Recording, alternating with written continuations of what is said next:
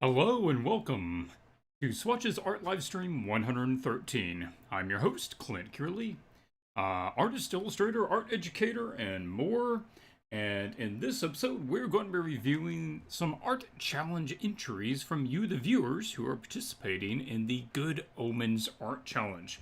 This is a fantasy art challenge patterned after games such as Magic the Gathering, and we are going to be looking at how to improve and answer the questions of those participating in it. Because this is a live stream, I'm just going to double check my stream service here, make sure I'm green on everything. Looks good. And we will be covering a couple of announcements first, give everybody a couple of minutes to join in the stream live. Then we will jump over and start looking at the artwork. We already have some people in the chat. Brizos, Janos, Justice, good to see everybody. Yeah, sorry about the later time. I know that this is much later than we normally have a stream, but I am booked up for the rest of the day, so I had to push it later. Sorry to my European viewers. I know that quite a few of the people participating in the challenge today are actually from over in Europe. But it looks like everything's good. Matt, good to see you. Yeah, we'll have, I think, 11 images to look at. So let's go ahead and go through the announcements. I've been getting some questions about when are the consultations going to become available again. Because I offer the one-on-one mentorship consultations, and I don't have any days available on the calendar. And the answer that I've been giving is, well, I'm going to be busy. I'm not sure when I'll have opportunity. And yeah, that's the answer. And the same thing goes with the art challenges of, I'm not sure when I have availability. Well, what's going on is I've made a career move over the last number of weeks. I have been speaking with various companies, and I have taken a studio position. So I am stepping away from being a full-time freelance illustrator, which I have been doing for the last 11 years. And I am now going to be working on Hearthstone with the company Blizzard. I will be continuing to work from my location here at home. That was one of the really important things to me, and they are going to make that happen. You can see the new work machine back there. So that is the career move that I've been handling over the last number of weeks, and just getting started, getting my bearings on that new job. But obviously that does affect Swatches, because I cannot run Swatches art challenges and do consultations during normal business hours. So I will have basically the normal 9 to 5 be working on Hearthstone. With that job, I am stepping out from being the illustrator to being on the art director side. The title is not art director, it is outsource supervisor. But essentially, it's the same sort of role that any of you that have worked with an art director would be familiar with. So I will be the one, helping create the outlines and providing the feedback and helping to create new content for the game, for the company. And it will have a amount of illustration involved with it, doing paint overs, updating some of the older images to be used in the property, that sort of thing. But I will not be doing illustration full time. I'll be doing more of direction.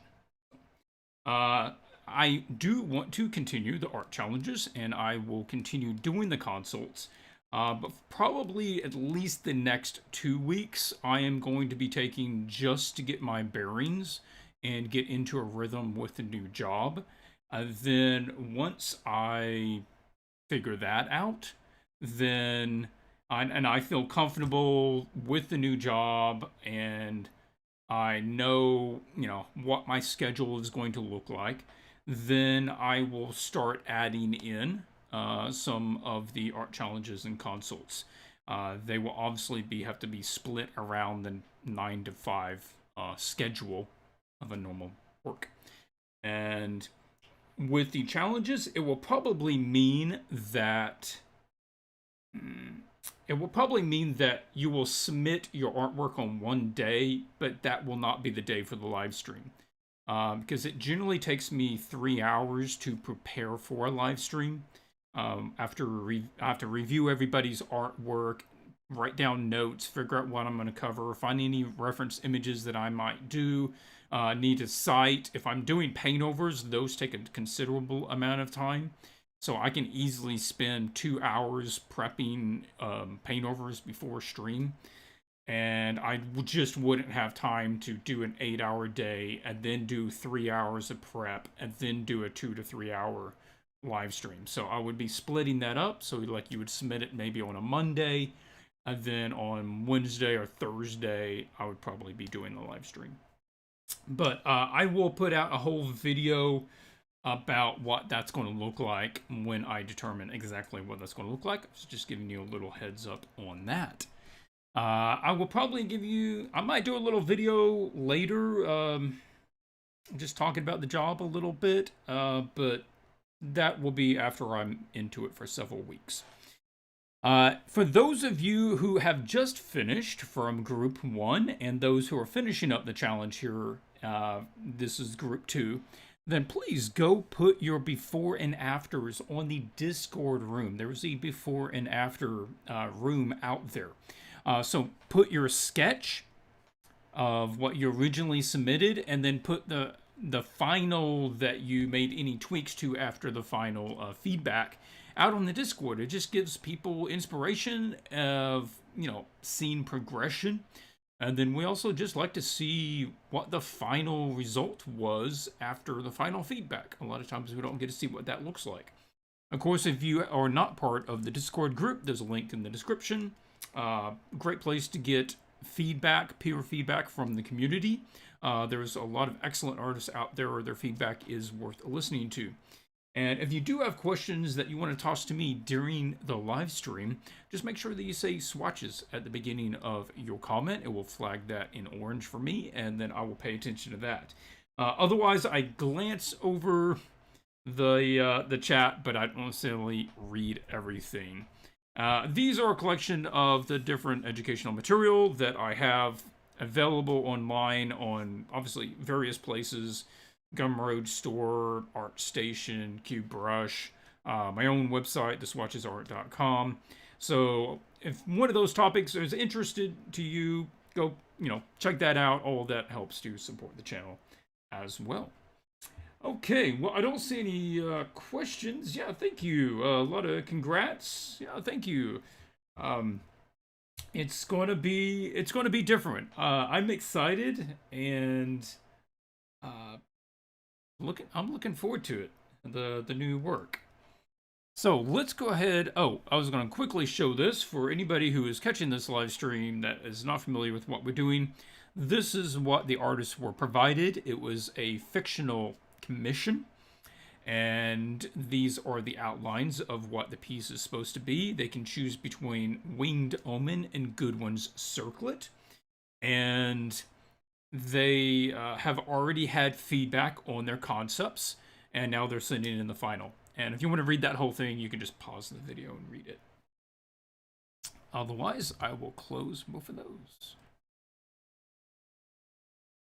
All right, we're just going to go alphabetically. A Beard is up first. Okay, last week we had lots of paint overs, lots of before and afters of me adjusting things. We're not going to have nearly that many this week. I just did not have the time today to throw in that many. So I will be doing a lot of just line changes and maybe quick changes here or there, but not to the extent that we had it last week. So A Beard has this one, and we had a change. The previous concept was this. I'll turn my notes on. Yeah, I believe it's the purple one.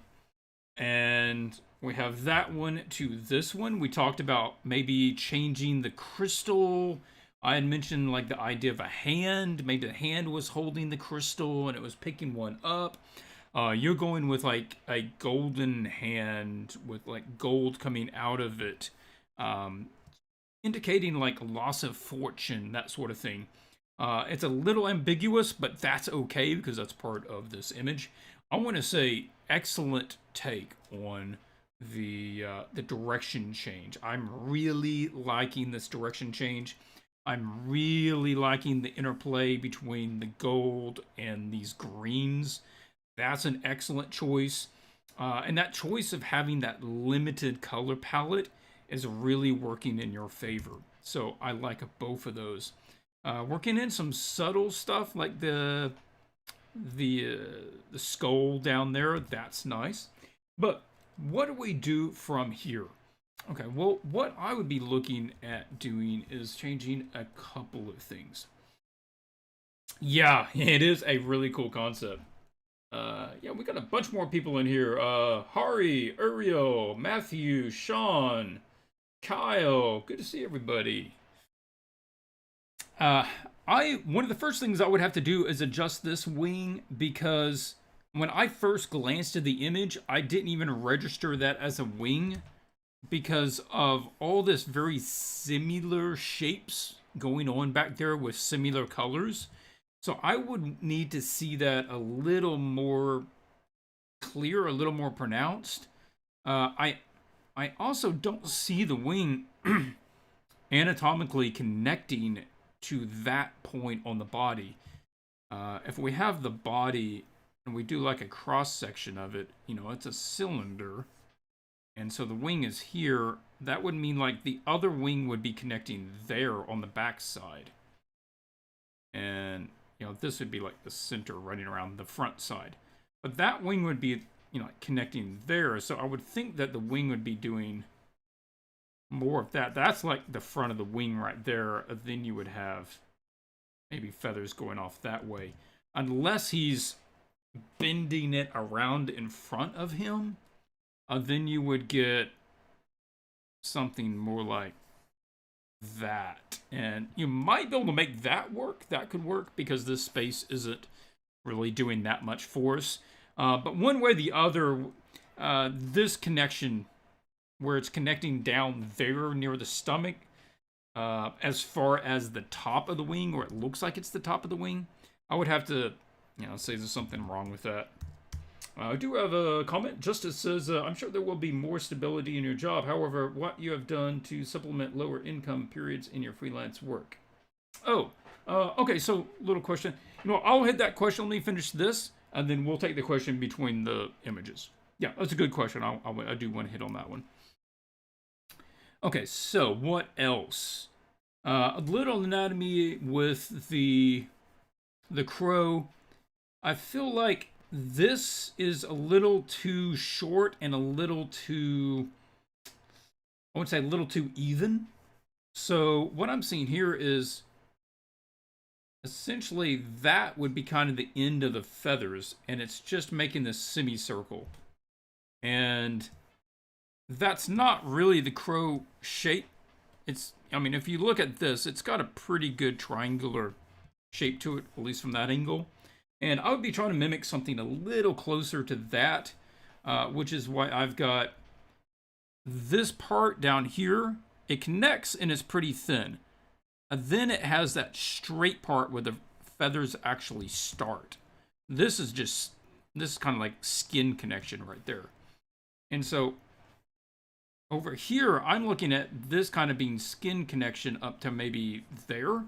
And then the feathers sort of start and they're really close together in this area, down close. Then they get more spread out as they get further to the tip. And we've kind of got it spread out all the way, and that doesn't feel quite right. It also makes the wing feel like it's too short. So this needs to be pretty much solid feathers, and then you might have just a little bit of gap right along in that area. You know, a little split on the ends between the feathers. Okay, other things. The alignment of the body doesn't seem quite right. It feels like the body comes down to here and it just stops. Uh, there are birds with that anatomy. Crows aren't one of them. So I'm feeling like we probably, it's like even on these crows, you're going to have a really thick mass of body all the way down to there, past that part of the legs. And then this is pretty solid, because you kind of see this shape in a lot of them. And so that's what I'm looking at over here with this note, is I'm feeling like this is, and I might bring that up a little bit. I feel like it's going to be solid to about there, and then you're going to have the tail feathers sticking out. Okay. Next note. Okay, the crown going, I assume this is a crown, bracelet or something, going around the body. I like that idea. This is throwing me off.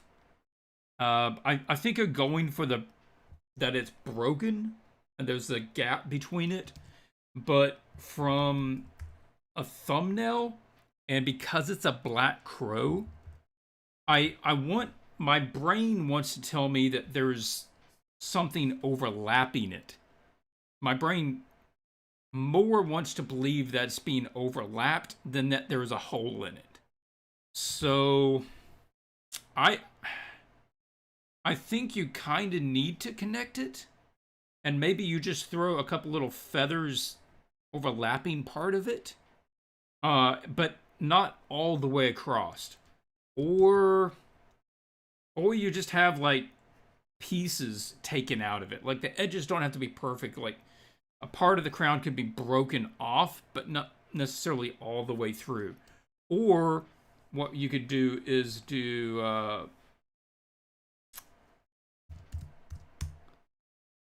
have the crown. Now I would probably do this myself. Have the crown a little looser and let it hang past the body, right?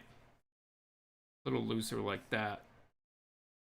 And it would just separate it out some. Okay, the next thing would be with the hand. All in all, the hand and arm, I think it's on the right track. I like how you're handling some of these color interplays here and the lighting. Those are good calls. The values working pretty well. But I would be changing up the curvature of the hand. Like if this hand is gripping, the fingers just don't grip uniformly. Like you have to consciously think about that. But it's more interesting to have them curved at different angles. So like the pinky would be here, the ring finger would be here, and each one of them is changing the angle. You can see as they're folding in with the pinky first. That would be the natural way to do it. And it would just keep these from being kind of the same angles they're going up. Okay, what else? I think that was the major things. All in all, a little more polish. I think you probably just needed more time to do that. Yeah, I would just go in and try to give it one more, what they call it, like a detail, a polish pass, and little more clarity, little less fuzzy on some of the edges, little more detail around the focal points, not necessarily everywhere. I would also check this. That does bother me a little bit. Like, I'm not reading that knuckle shape very well, and this just seems like not correct. Like, I'm expecting this to have a bunch right there, and then you have, it's going to have more curve there. I think that's maybe extending a little too far. Yeah. Okay. But all those things aside, I think this is a wonderful direction. You come up with great solutions, and love to see the final pass that you give to this, tweaking some of those little stuff. Good work. Next up is Brianna. Just double click that. I don't know why I'm right clicking it.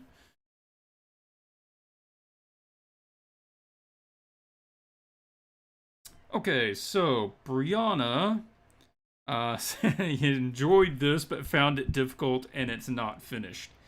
Yeah, this is one of those. I wrote it in knowing that it is one of the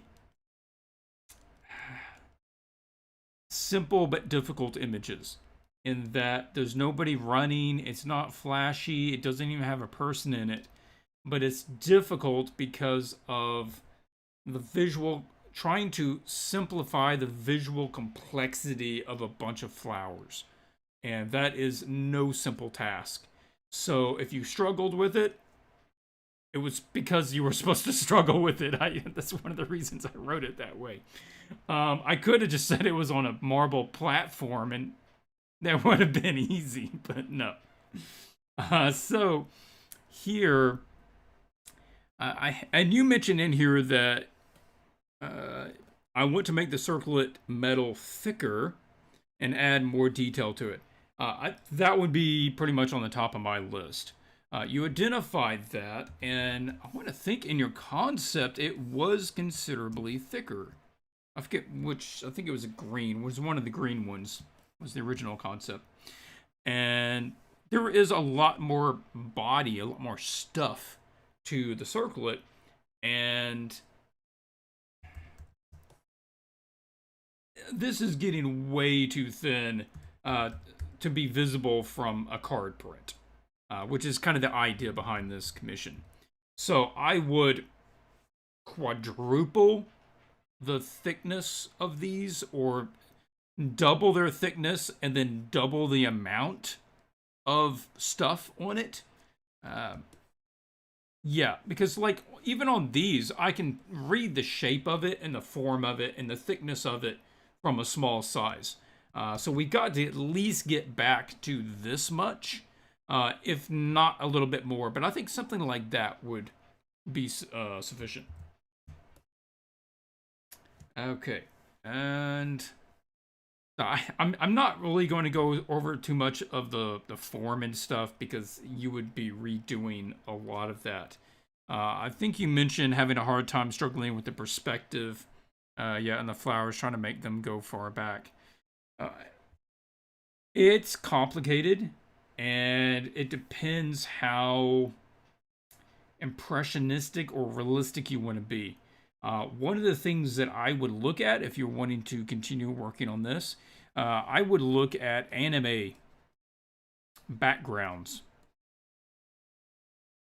and see how they painted the backgrounds that maybe have a bunch of flowers in it. Because those guys learn how to imply a lot of stuff without detailing it. They don't have time to detail a lot of these scenes. So how do they do it? And it might be more about using just a block of color for those back ones, certainly, and not having a light to dark pattern or individual petals. You're just doing color strokes. Then as the color strokes get closer, they begin having more and more detail. These are also having all the same edges, and that's something that you could, I would say, have a little more freeness with, and that they could be a little more painterly. Some of it could go off into have a painterly edge, or blur off, or soften off, and you only need to tighten up the ones that you can consider the focal ones, and that way it can actually save you some time. Okay, I've completely forgot to hit your question. We'll hit your question, Justice. Let me finish this one. I'll say that again. Okay.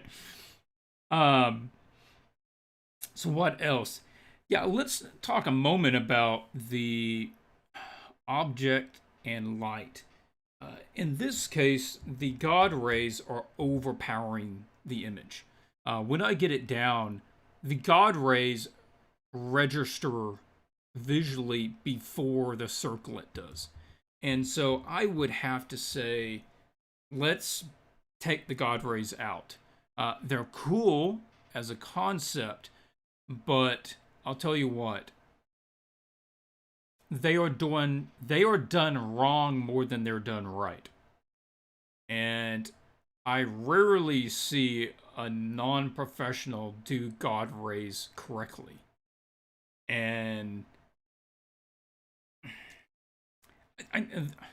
yeah, I'm gonna say try to make this piece work without them, and then if it's working, see if you need to add it in there.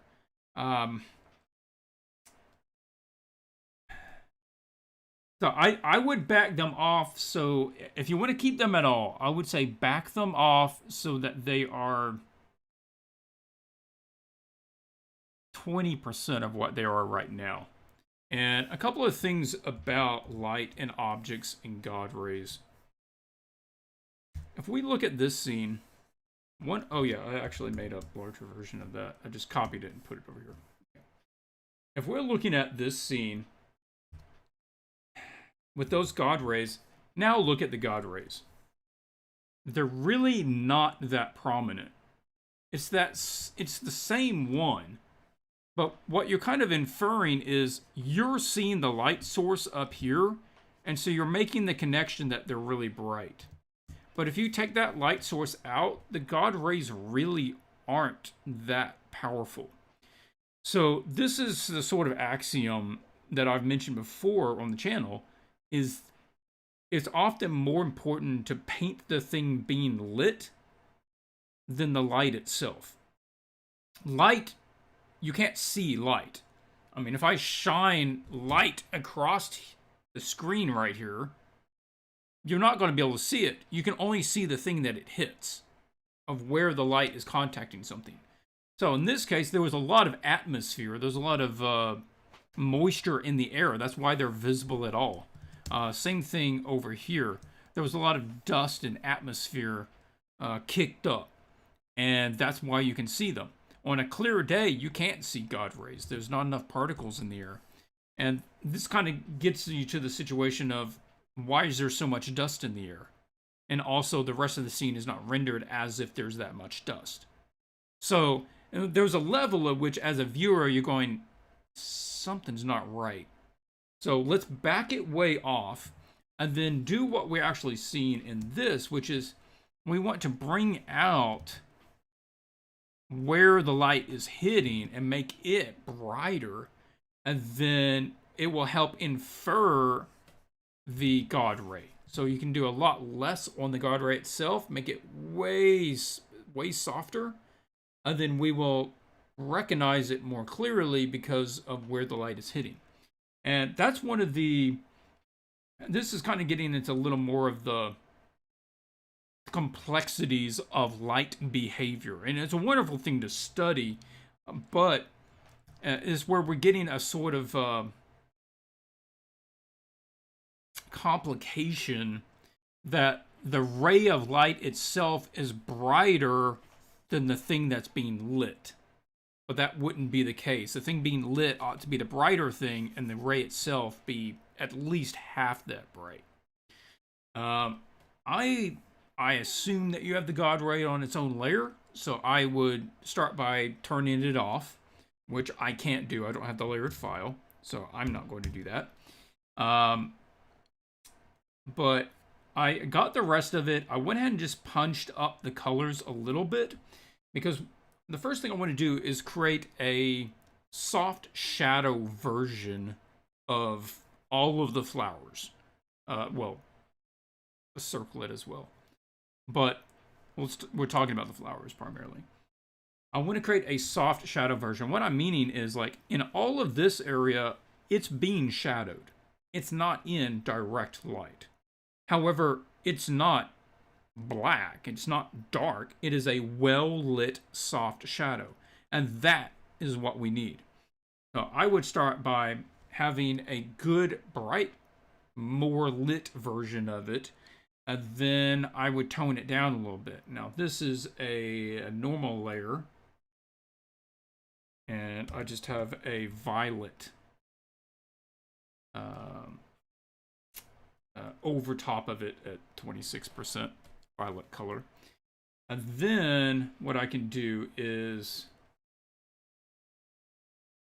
like, if I just want to kind of mash in maybe what it would look like, then I can put in a little linear dodge. Probably don't need to be able to go to 100. And so when the God Ray is hitting something, I'm not a big fan of that color. I think we need to go warmer.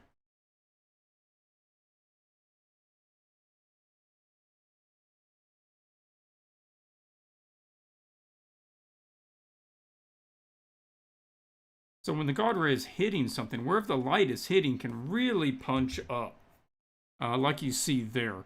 And now this would take some time, all right? I'm not going to be able to do this in 3 minutes. But you would need to go around and do that. And that would get you more on the right track.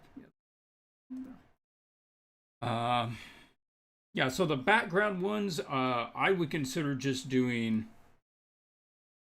more like a painted version. I would just be blocking them in with colors first, and just trying to make nice shapes and color combinations with it. And maybe one side's a little more shadowed, one side's a little more lit. And so I would just be blocking them in like that and just let them get simpler and simpler as they go back. Yeah. Okay, well, I hope you found that helpful. I know it didn't take it to the level of finish that maybe you would like to see, but those are all great things to be learning and thinking about, and I'd like to see what you do with it. Oh, one last thing I did think. You've got the God rays coming this way, but that would backlight the circlet. So it would actually be putting all of the circlet in shadow. So if we want to keep it, we probably need the light coming from the other side, so that it's going to actually front light the circlet, unless you're going to make the circlet like glow, which could be cool. You can make that happen. You can make it a light source. Okay, we did have a question that I do want to be hitting on. Justice says, I'm sure there will be more stability in your new job. Yeah, there will be. It's one of the perks of the position, and one I had to give some thought to, is that there will be a steady income. And it won't be, oh, well, I bill my clients, so from now to the next 30 days, at some point, I'm going to get paid. And just having to constantly do this creative budgeting to offset the fact that you never quite know when you're going to get paid. And, you know, some months you do really well, and some months, because of the way the payment goes, maybe you get very little paid that month. And yeah, so this hopefully will be better. However, what have you done to supplement lower income periods in your freelance work? One of them, honestly, is swatches. So if let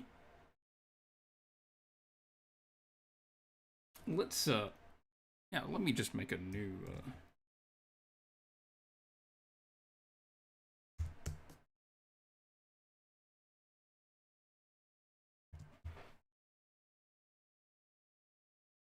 multiple income. I find to be very helpful. If you put all of your eggs in one basket, as the old adage goes, that's not a great plan. You want to diversify. Certainly, if you're investing, I do some investing. You want to diversify your investing. If you are doing income, it's great to have multiple sources of income. So a lot of the time, if I am in between commissions, what I would work on is sources of passive income. And that, for me, is a lot of these Swatches materials that are hosted on 4 different sites, primarily. Educational materials. So if you like teaching, maybe put together some videos and ebooks and that sort of thing. Swatches, we'll call it products. And those are sorts of things you can throw a little time into one if it's a quick product, or you can put longer term into it. And those basically can sell themselves indefinitely after you make them. They don't require much upkeep to keep that going. The other thing you can do is look for places where you can monetize personal art. And for me, one of the places that has been most successful to me, I'm not saying it's going to be the right for you, but I'm just giving you what I know, is playmats. Those are the 14 by 24 inch mouse pad like pads that they use to do like Magic the Gathering play on. And I have like 20 or so different designs that I've done for those, and those sell. None of these are enough just to make, make a living on, but that's good. And just small commissions. If it's something quick, then maybe I can just take a small commission. And let's see, what else can we do for income? That was the question. Supplement lower periods in your freelance work. You could also, I haven't really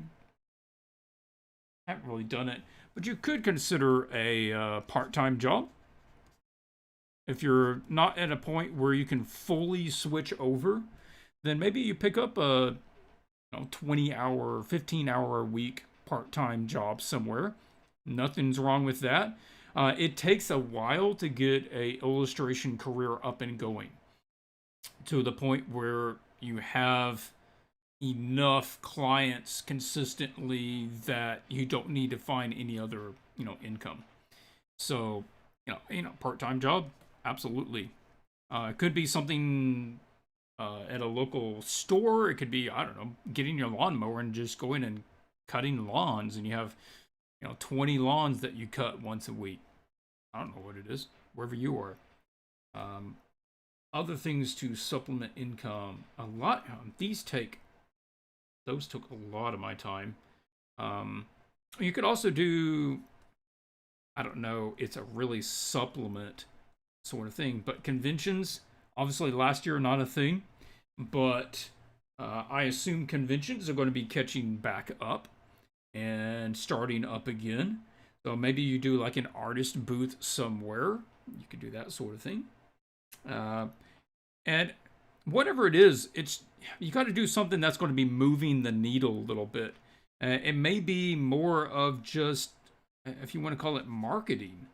It's just, okay, well, I've got some extra time. Why don't I go ahead and find if there's another place where I could list my artwork? Is there a way that I can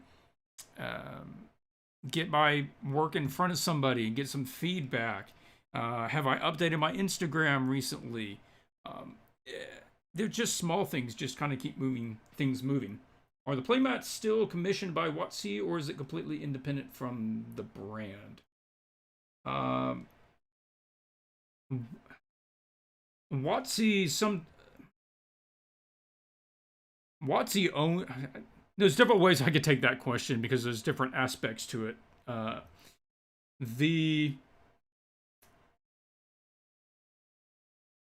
I was never commissioned by Watsy to create a playmat. I have been commissioned by event organizers running Magic events to create playmats. Some playmats are probably, maybe commissioned by Watsy. I'm unsure of that. They own the rights to all Magic images printed on playmats. Nobody can legally print any Magic image on any playmat unless it's the artist, and then they also have to have approval. And it has to be through their own company. The artist can't just have anybody print that. So there's multiple aspects to that. Hopefully that answers it. Um, yeah, that off the top of my head, that would be my answer to your question. Maybe you find that helpful. If you have follow-up question to that, feel free to toss that in, and we'll try to hit on that later.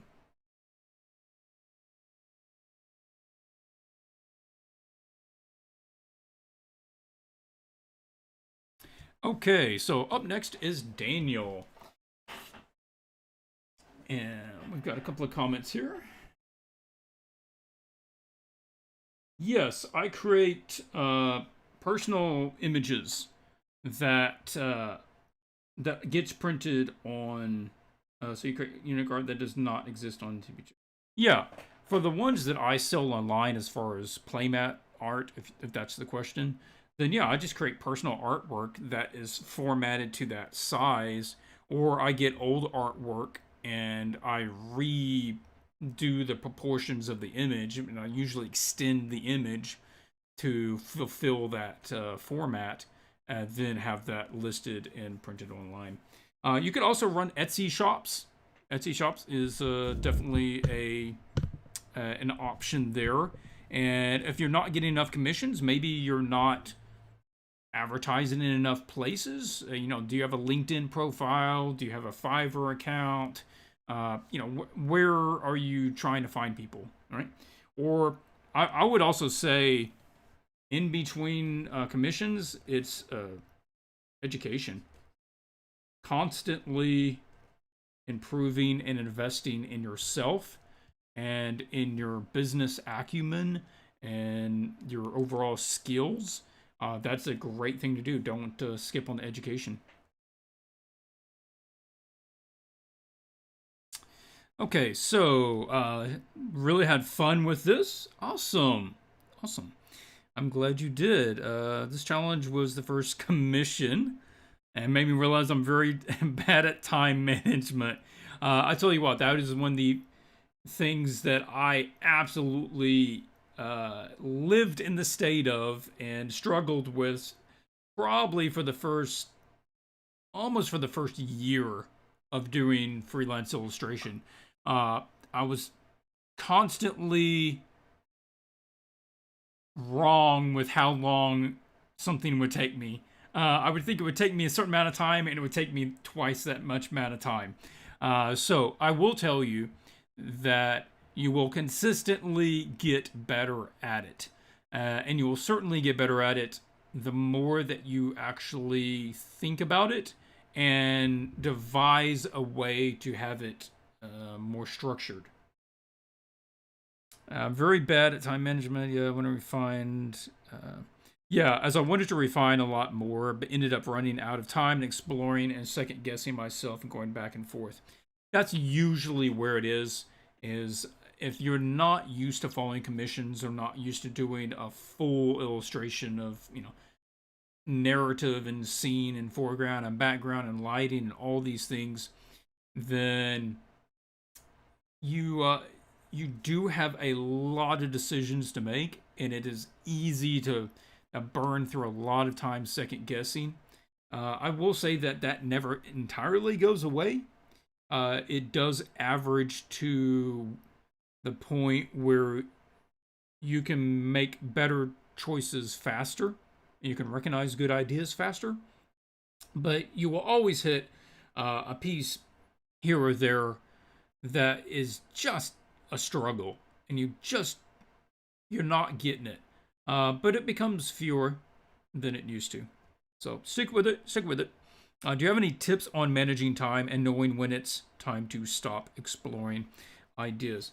Well, in this case, there's sort of two modes of thought, and one is you're working backwards. Backwards. And you're creating milestones. So you go, okay, well, I have 4 weeks to do this. Week 2, I have to have the concept finished. Week 4, I have to have the final. And then, week 3 and week 1. Week 1, I'm going to spend all on just the line, like composition and line, And then week 2, I'm going to be doing all the values and lighting. And then week 3, I'm going to be exploring colors and rendering or whatever. So what you want to do is you can go through and just set what you're going to accomplish on each day through the 4 weeks in this case. And that way you have it outlined before you get started, and you know exactly what you need to accomplish on that day. And you hit the end of that day, that's it. You pick whatever is the best option that you have on paper and you go with it. And it doesn't mean it's the best thing that could be done, but it doesn't matter. What we're asking for is the best thing that you can do under this time constraint, and those are two different things. So one of the best ways to do that is just have a clear plan. And I think if you have a clear plan of exactly what you need to accomplish at a certain day, on a certain day, then it helps you to just focus your creativity. And then you just have to commit to whatever the best idea is. And that's really part of the job. Rarely is the job about creating the best piece possible. It's about the best piece possible given the constraints. And time is definitely one of the biggest constraints. The other way that you could take it for this project, for this challenge, is do the best you can no matter how long it takes you. Go as slow as necessary for it to get to the quality that you want. And if that means that it's not finished by the time it's sent in, that's okay. And you're focusing quality over completion. And if you want to work that way on the challenges, I'm okay with that too. And sometimes it's about having a completed image, and sometimes it's about reaching a certain quality. But those are kind of opposed to each other. So either one, hopefully it helps. Now about this image itself, my thoughts are,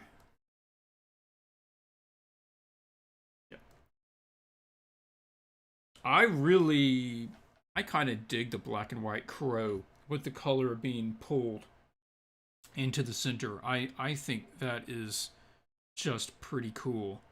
So I'm on board with that. The rendering on this crow is excellent. I am digging all of this. It's lovely. A lot of nice work going on in here. And we have to talk about where do you go from here.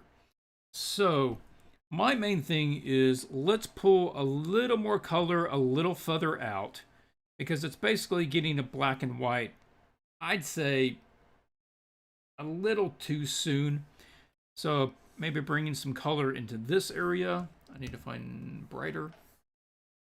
Probably pulling some color in here.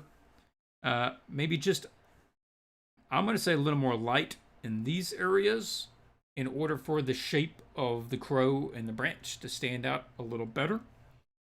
And we also need to look at the values, because if I turn on a black and white color layer, then it's very similar values. Like this becomes a shape, and this is kind of all a shape, right? This starts to lose itself, and this are so close to the same value, and that background really doesn't have enough color to make it not part of the wing, that it takes me a second and a one moment longer than it should for me to recognize that being the top of the wing and that these are different elements. So I need a change, a bigger change between these two. And it's probably going to be a value change, because that's usually what's going to separate things from each other, unless there are extreme color changes. Like here, I mean, that's value and color. Again, all of this is value and color, so it works really well. So I did some adjustments onto this, no major changes. Not that one where we started here. I would add a bit more color coming into some of the clouds there. And let that get more colorful as it goes towards the center. And on the past, I think we had the dark circle. You might even think about having like a, like the bright thing. And then maybe it kind of comes out from that. Because otherwise we have to get super saturated in the middle. Anyway, that's possible. And so I'd be pulling that out. I just use overlay, but you might need to use color or somebody else or something. The next, let's see, I didn't have anything on that. Then I had the bird. I would make an adjustment. I would see about trying to drop the value of some of the crow and then let him be more contrasty and then make the sky in the background less contrasty. And you really have to go one way or the other, and right now you're kind of in between both of those. So I'm just showing you this because it's the one I had. And we've got that, a little color. And then I think just a little linear dodge in between the bird and the sky helps pop those out. And, oh, wrong way. I'll just bring this up. You can kind of see that change that makes. It helps them stand out a little bit. And last would just be cleaning up that bottom edge down here and letting those shapes pop out by letting some of that sky color come through. And it's also darkening this wing down here a little bit for him to stand out. That's the kind of way I would approach it. Most of the stuff will remain pretty much the way that it is. And yeah, there's multiple ways that you could try to solve for this issue. And you probably do want to experiment with a couple of them to see which one actually works the best.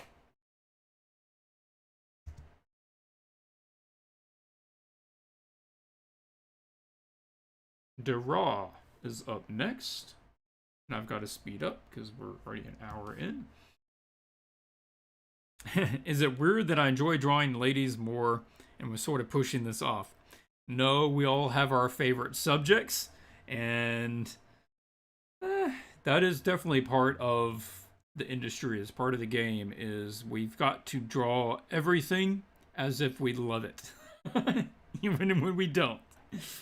And we have to learn how to engage ourselves. Okay, so obviously a big change from the original concept, which was, I remember thinking it was just ambiguous. It was almost too rough to fully know what I was looking at. This one is quite different, much more clear what I'm looking at. We've got somebody holding the crow. Probably taking a little more, I mean, I'll just mention, probably outside of the brief of what the outline asks for. When you put another character that is even bigger than the main character in the scene, it automatically changes the context of the scene. So this image goes from being about the bird to being about the interaction or the relationship between this bird and this person. And that sort of context change is really important to not mess with on a commission. So I will mention that because this is a fake commission. But on to actual image stuff. If we're to, put more time into this, what would we be looking at? Well, a couple of notes. If we did want to try to meet the commission a little bit more, I would probably make him less human. If it was more like a dream, like I have like maybe a skeleton. Like if it was a skeleton in armor, or a king, like a, undead king, that sort of thing. And the clothes are torn, and you see part of the skeleton arm where the sleeve had torn open from, being ancient. And you see the bony fingers grabbing the crow, and you see just the lower part of the skull and the old ragged beard, right? And just these few stray beard strands up there by the mouth. And he's got maybe old necklace or something on, and these poof sleeves that are all rotten out, and big tears there. And you see like the arm bone in there with the little old sinew dried around it, bony fingers. And then this starts going, oh, I don't know what's going on here. This seems more dream symbolic, strange. Otherwise, it's reading a bit more like this is just a bird handler, and he's holding his bird. Okay, other stuff. The careful on the background. This is making a really clear pattern, and it is completely plumb. That is, all the horizontal lines are completely horizontal. But like you'll see in this, if we're looking upwards, we're going to have perspective. We're looking upwards at this bird. And so all of this is going to have an upwards perspective. And we'll also have a Dutch angle. The whole scene has this canter to it, where it tilts to one side. And so I'll be watching that and making sure that we're getting that sense of perspective and whatever the cant is to this image, which would probably be this.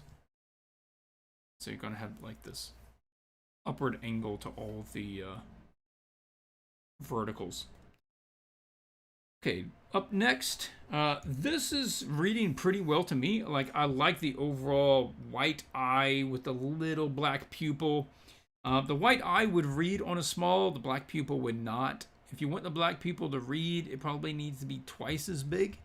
Otherwise, it's too small to see if you're not looking at it like full screen. The red patch growth vein thing around the eye is a really nice call. I would probably brighten it up a bit more so it does read a little more easily, right? Because it's a nice feature, and I would just bring it up so it's a little more visible. Assuming you're going to put some more time into it, I would just make sure that this is being fleshed out. We're getting some clearer feathers in there. This is good reference. You can just do that sort of thing, just looking at kind of the patterns of how they're sticking out. That's not what I meant to do. No, I'm not talking to you, Siri. So just looking at like where are they sticking out, what kind of pattern do they make, where are they soft, where are they more sharp as far as edges. The eye thing over the head, I just don't get it. I think there's a way in which it could be good, but I don't get the context of it. And there's a difference between it's strange, I don't quite get it, and it just doesn't fit. Right now, it really doesn't fit because it's just completely white with a black line in it, and I don't feel like it's connected to anything. So, what would a sidestep on that be? Like, could there be a series of glowing runes over his head, like a rune halo? And that would be sort of interesting. And then you have like this undead royal king like grabbing this angelic raven that has a rune halo. And then I feel like there's more of a connectivity to that. There's more of a connectedness to that. So like you could do that sort of thing, or even like I was just thinking, like even if you did like a ghost light crown, like it's kind of its own light source, right? And it's just glowing, and it's this kind of ghost crown. Even that, I feel like it would be a little better because it has some three-dimensionality to it. And right now, the eye thing doesn't. So let's get that idea, and then let's just come at it from a different angle and make it more congruent with the overall concept. That would be my input on that one. Love seeing the progress from the first one, from the concept. Huge progress there. So this is a good direction. Let's just find what's working, run with it more, and then bring in some new, fresher ideas and add them into it as well.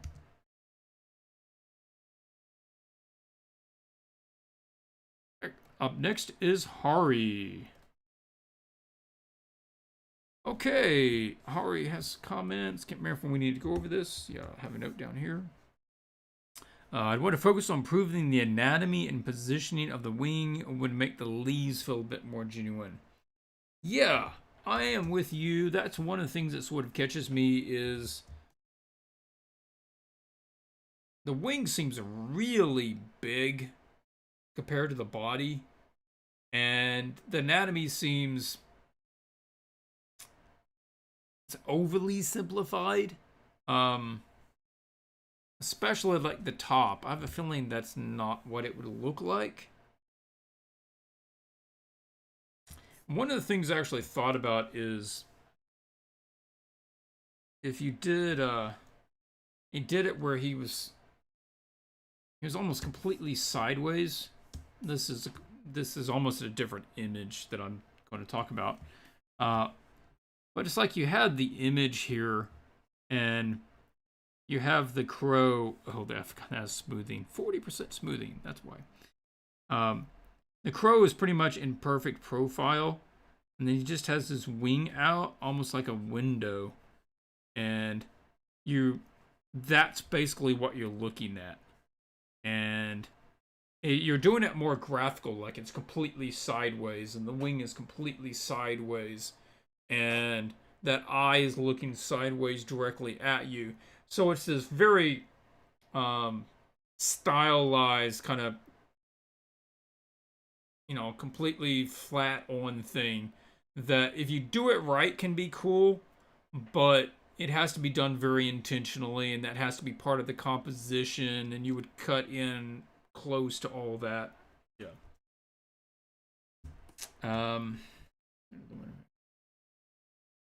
Yeah, and we are losing all sense of the feathers inside of that. If it were me, I would be trying to find ways to work in a little of the feather pattern into this so that you're registering both of it. More like a double exposure on film, right? Where you can see one thing and then you can see the other thing as well, and they're layered together. That would really help sell quality here, is if you could get both of them. Now, it might not be even across the whole thing. It could be like maybe the further you get out towards the end of the feathers, that the feather pattern becomes more evident. But the closer you get to the inside, the more the image on, inside of the wing becomes more visible. But right now, I think it's on the right track as the idea and the execution, but it needs a bit more to help pull that off so it's not just like perfect cutout. Other notes. I'm pretty sure it was this way in the original concept, but the angle to this ground is so much. I just feel like it's perhaps overkill. I had registered it more like a heel, I think, in the original concept. And so I was like, okay, he's going to have this heel coming down. But no, you move the entire horizon to this really sharp angle. Um, I I think that's too much. So I would bring that back a bit, having some angle to it. Okay, but I've actually chatted with some other guys about this before. I don't know what the angle is. I've never looked it up or anything, but there's a point at which if you can tilt the camera to a point and it's just considered off kilter.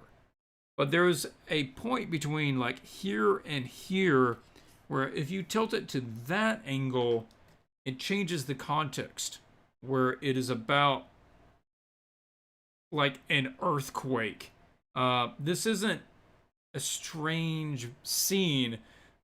It then becomes part of the entire message of the image is how the message of the image is how things are happening in this scene. Like the world is turning upside down, this mountain is falling over. Like you expect this to be a major part of what is going on in this image.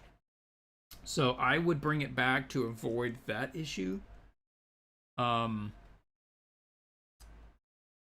If you were to put more time in, I'd also look at different tree designs. Like these are all, I'll just say that they're stereotypical, generic, and I would think about maybe trying to do different shapes, more varied shapes, more natural shapes. If you want to make it like, I feel like they're so organized, it feels more like an orchard, but I don't think that's what you're going for. So, I mean, I change it up so the trees aren't having quite the same shape for all of them. And maybe there's some tall, skinny ones. Then maybe there's some that spread out more on the lower branches. Like, not necessarily all just the same kind of round top shape.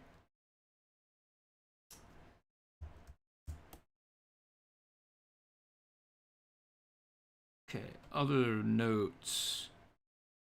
I'm looking at this and I'm thinking that this is the image. Like everything outside of that is helpful, but not pertinent, really. So you could crop it into this, and you really haven't lost anything. And in fact, all you've done is given me more of the focal points. So a lot of times you would be asked to make that sort of change and say, okay, well, branches are fine and these leaves are fine, but they don't tell me anything that adds to the narrative. So you'd probably be cropping into here. And you may be making, doing this sort of thing. But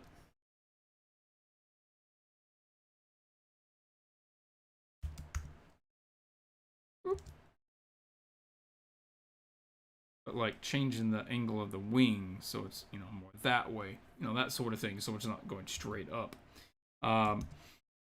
So I'm thinking something more like that.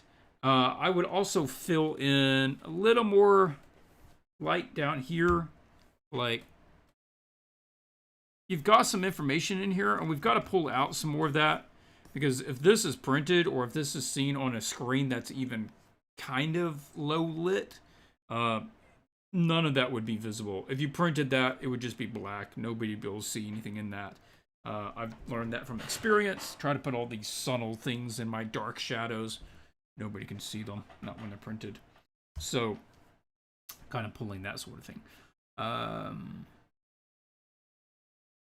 Another thought here.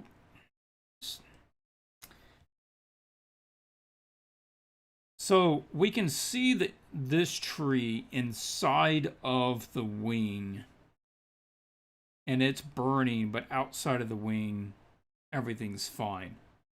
I think a better way to show that would be to be able to see the same object coming into it and then out of it. So here, this tree is basically all inside of the wing. So I just feel like that's on the inside of his wing. Now, if I saw the tree, we're going to say that we're changing the horizon, right? Just to get a different angle. And this might be one of the things that actually helps. But if I saw this tree coming up right here, then I see it going in, and I see it burning right here. Then I see the top of it coming out of the wing. Now I have continuity. Oh, it starts here, moves in. Now we have fire. Now I have the top of the tree. And so I can tell that that's a window because all three of them connect. And we don't have that connection right now. It takes you a second to recognize that, oh, this little thing back here is part of that tree. It's not as immediate as it needs to be. That would be a thought. I do like the visual pattern of these leaves.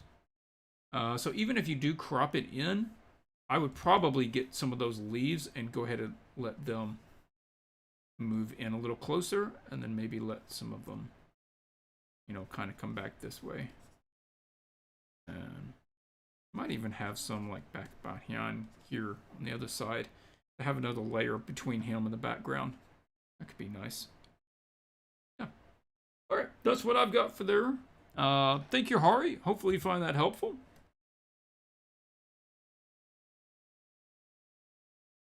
Let's see.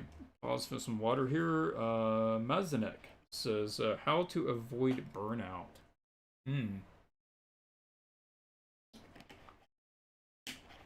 Well, I'm certainly no master on that because I do burn out. But I guess I've given it some thought because of that. How to avoid burnout. I'm probably not going to have a great answer here. There are a lot of great videos out there about burnout, and I would seriously suggest going out there and watching them.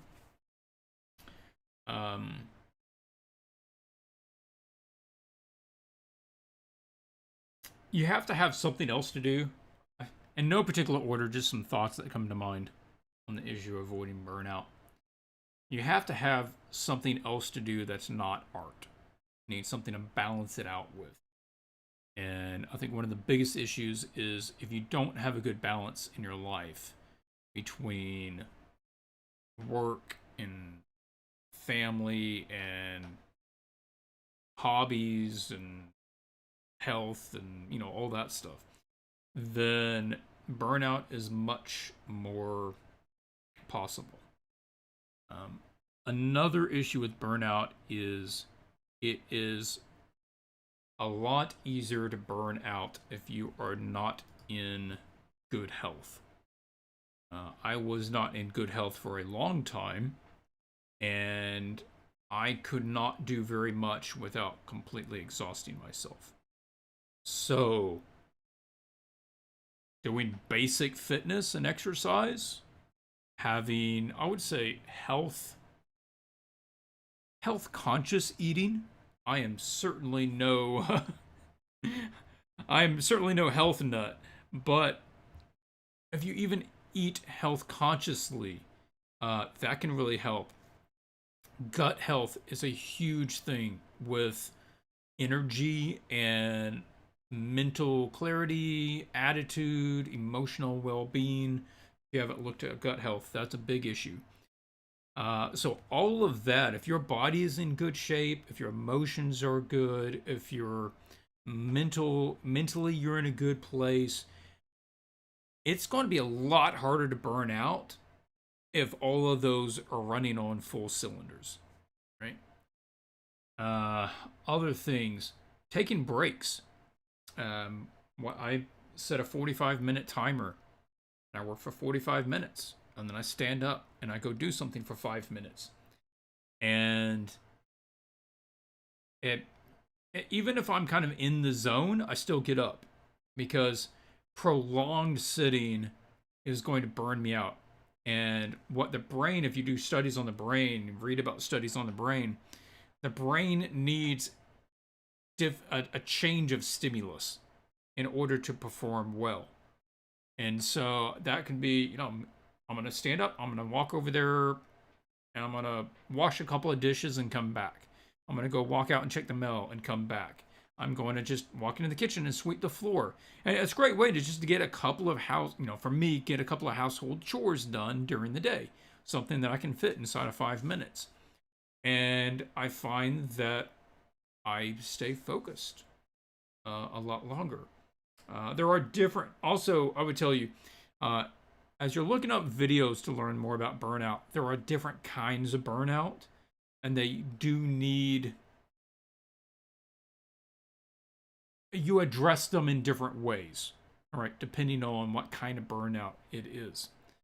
I think another issue of burnout is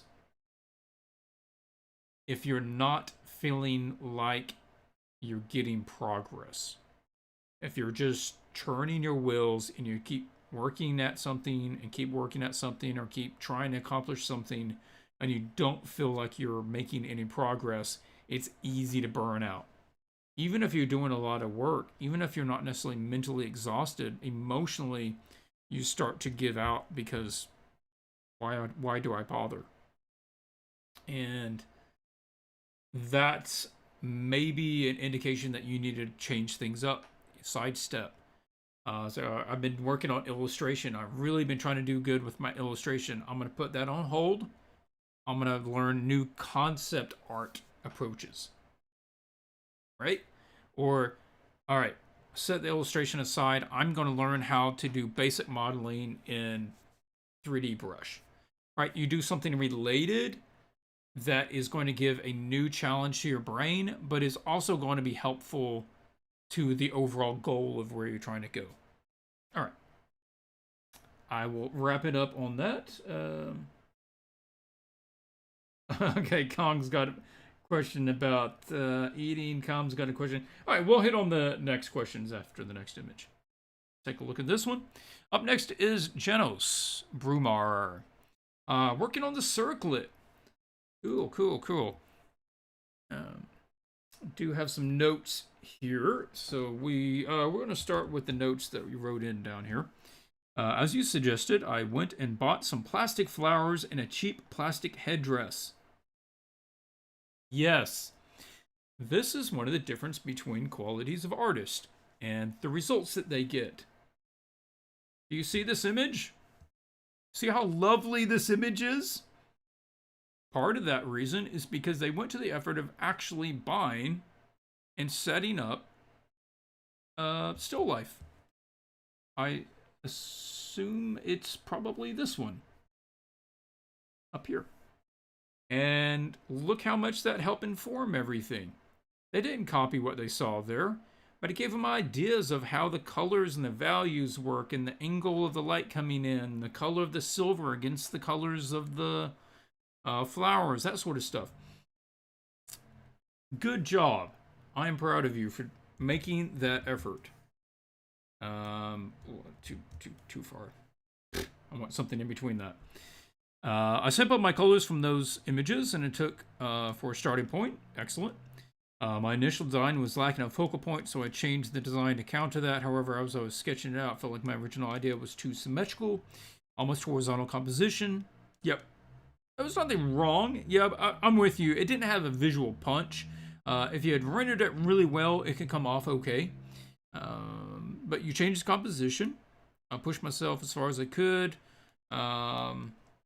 But would like to push it further. Well, firstly, I just want to say, I mean, look at this. This is beautiful. Really well executed. Nice, clean, intentional rendering to everything. So I really think it's coming out quite nice. We'll look at a few things to do to maybe give it another 10% or so. But you've done so much good work here.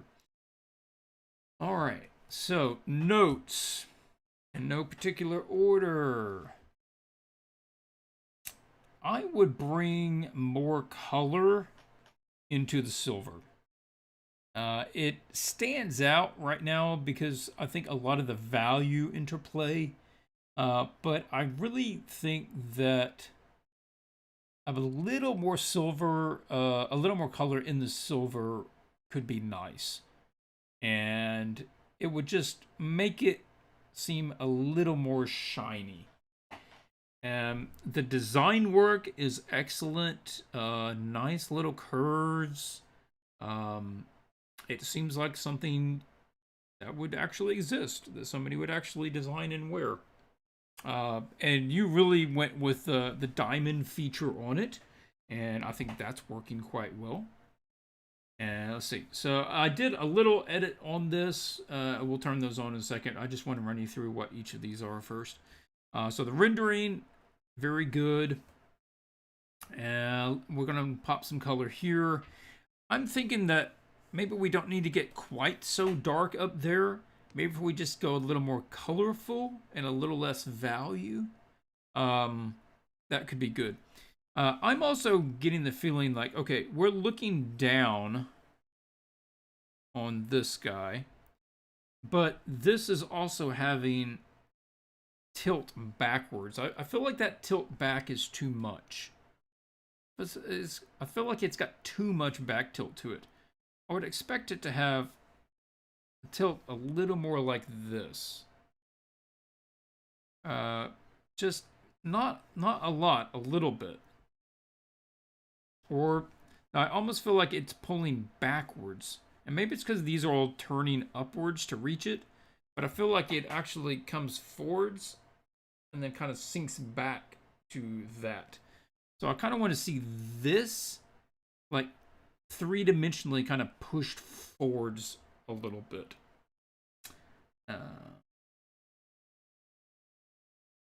And then we talked a little bit about the rendering of the flowers, which mostly is good.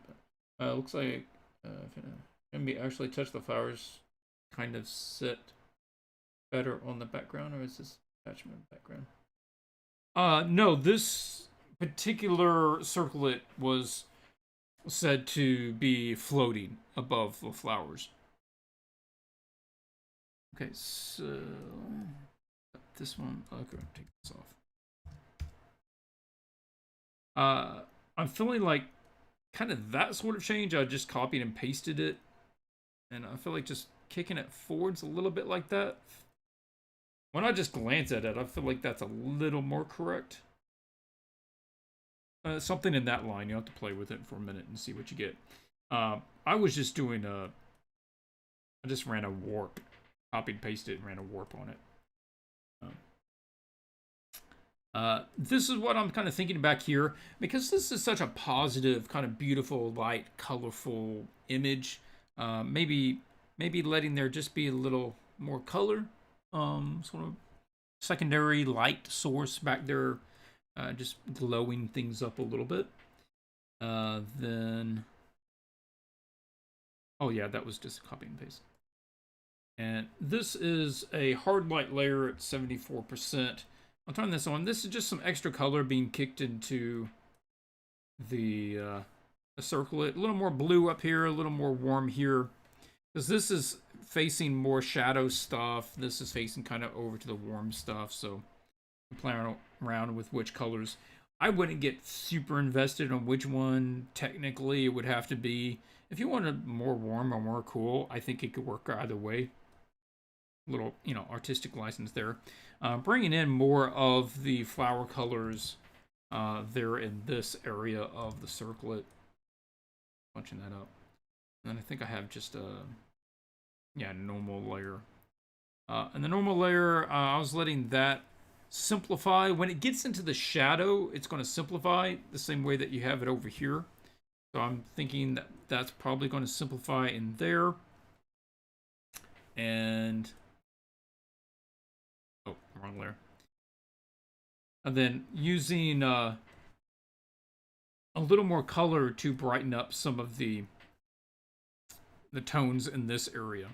So the area that's receiving more light, I don't know that I would let any of the shadows get quite as dark as they are, you can just brighten those up a little bit with a little more color. And some of it could have a little sheen, visual sheen off the metal, right? Almost like a tiny lens flare sort of thing going on with that.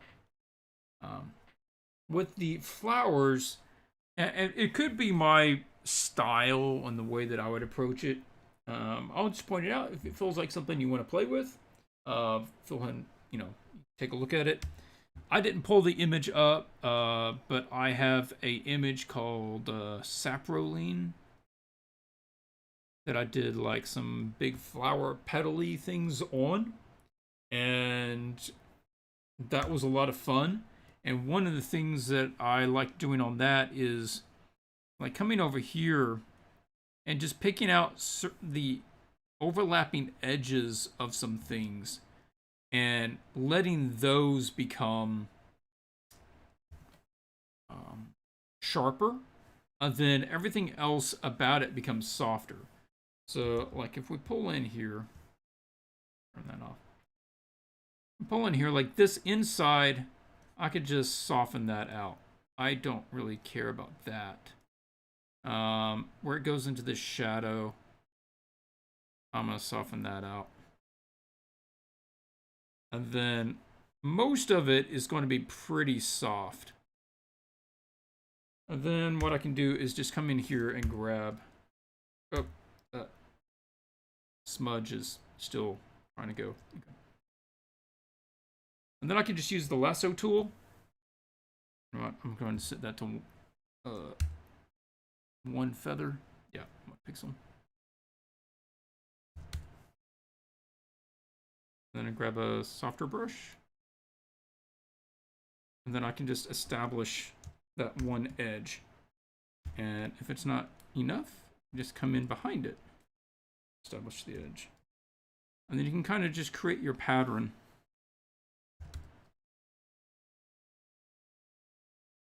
And so you're always creating this interplay like where one side drifts off really soft and the other side is more firm.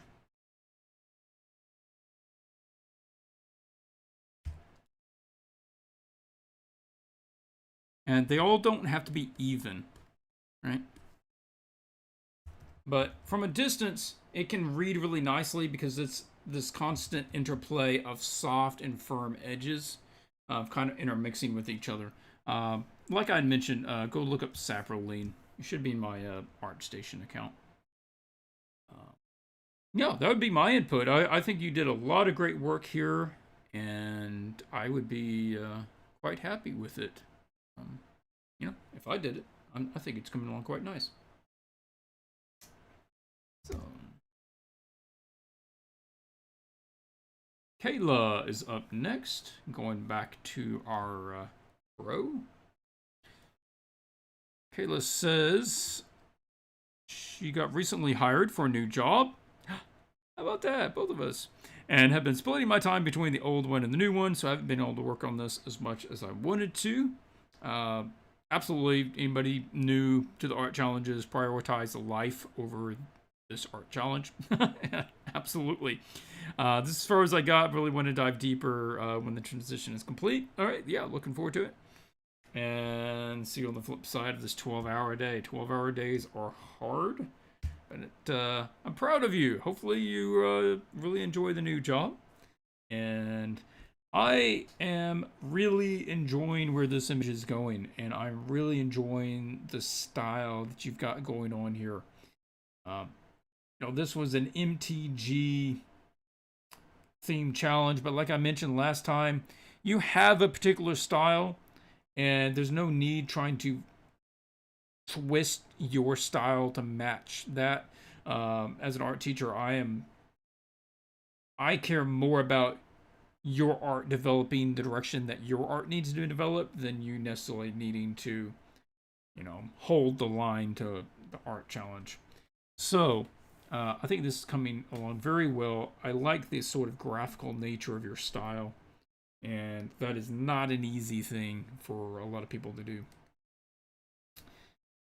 Yeah, we had some of the changes from last time. I mentioned maybe popping out some of the other feathers up there.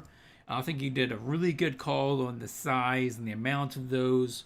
We're just getting a little more clarity with some of the feathers up here. Again, really good control of how many and where.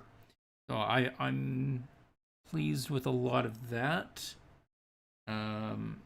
This also, I have to give a call out for a good decision here. Changing it from just a simple rock to the statue headpiece. Not an overt subject. It's not like you're trying to go out of your way to showcase this statue. But it's one of those smaller things about getting something and just making it a little more interesting. So good call on that one. And for the rest of the scene, kind of moving forwards. Sorry, my seat cushion is slipping out of my chair. Yeah, put that back up there.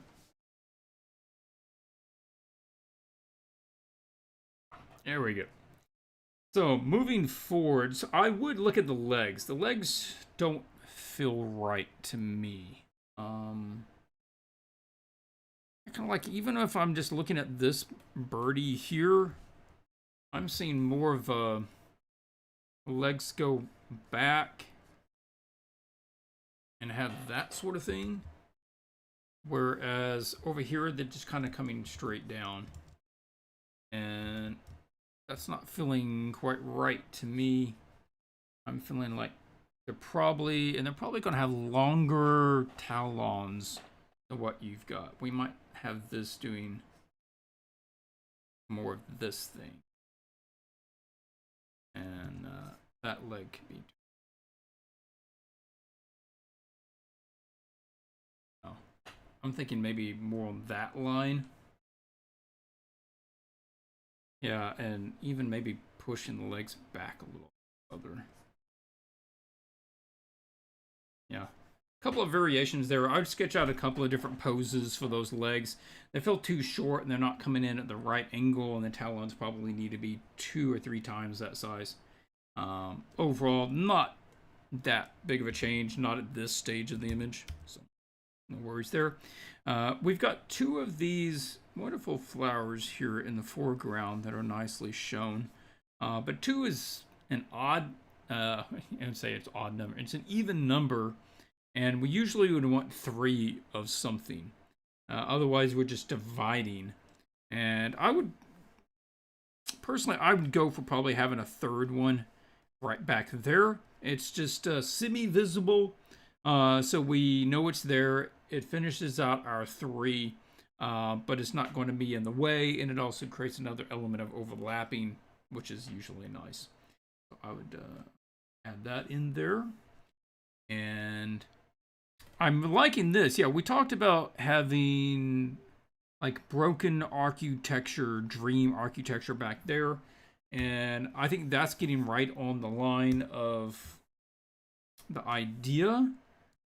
But now that I'm seeing it, I'm trying to think, like, I can think of another way that it might be a little more interesting.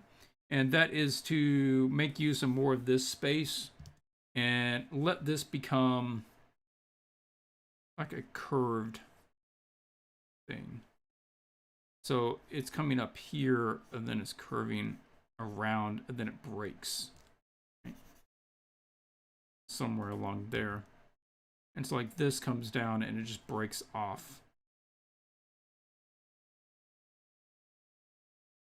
I guess maybe we could just keep the one we have right there.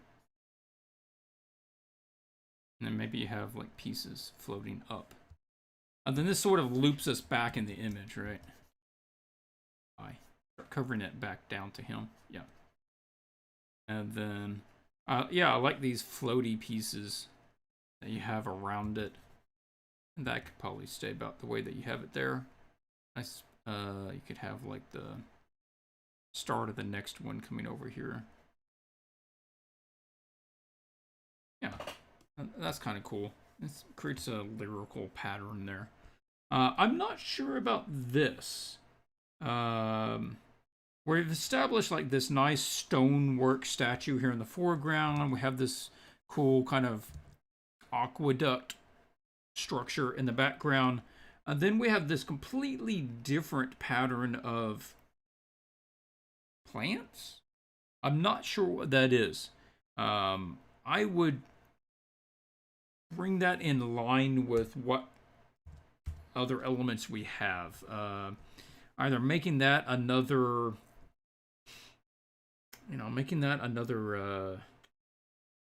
aqueduct, or even if you're just doing like shapes of like towers or something, you can do that, or have the Theros, MTG Theros thing where you have like, they have the large, tall conifer trees.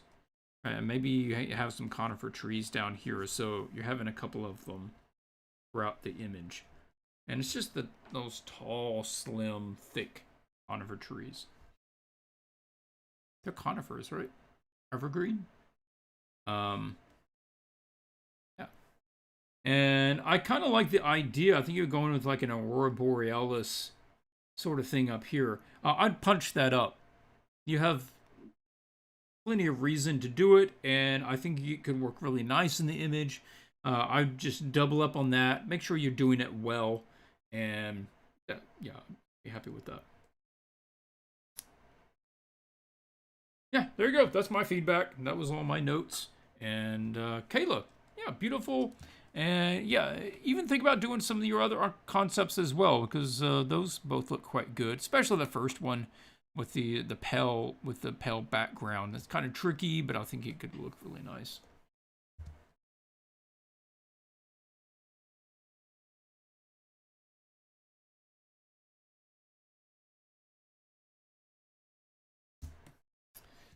Yeah, we did have a couple of questions here. How long are your work days? Do you sit for large amounts of time? Asked Pam.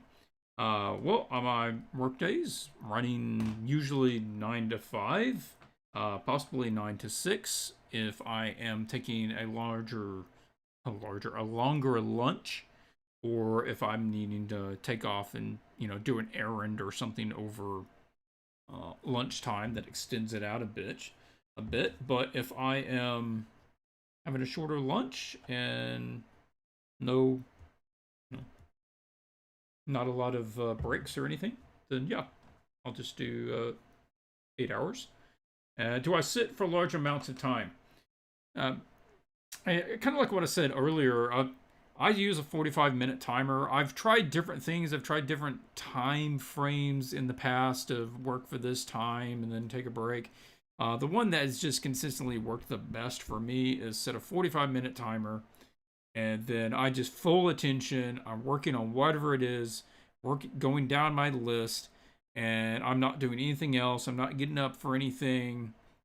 And then when that goes off, I just stand up, no matter where I am in the process, and I go off, take my break, come back 5 minutes, and get back to it. In regards to eating, favorite stress meal. This is not promoting stress eating, just wondering. Stress meal. I'd say probably. I'm not a stress eater. I'm a stress. What is the opposite? Starver. When I get stressed, I stop eating. It's not by choice. I forget to eat. My mind is busy with whatever is stressing me, and I usually just forget to eat. And so I don't really stress eat. If I am just trying to feel good through eating, it's probably ice cream. I love me some ice cream. And if it's not sweet, then maybe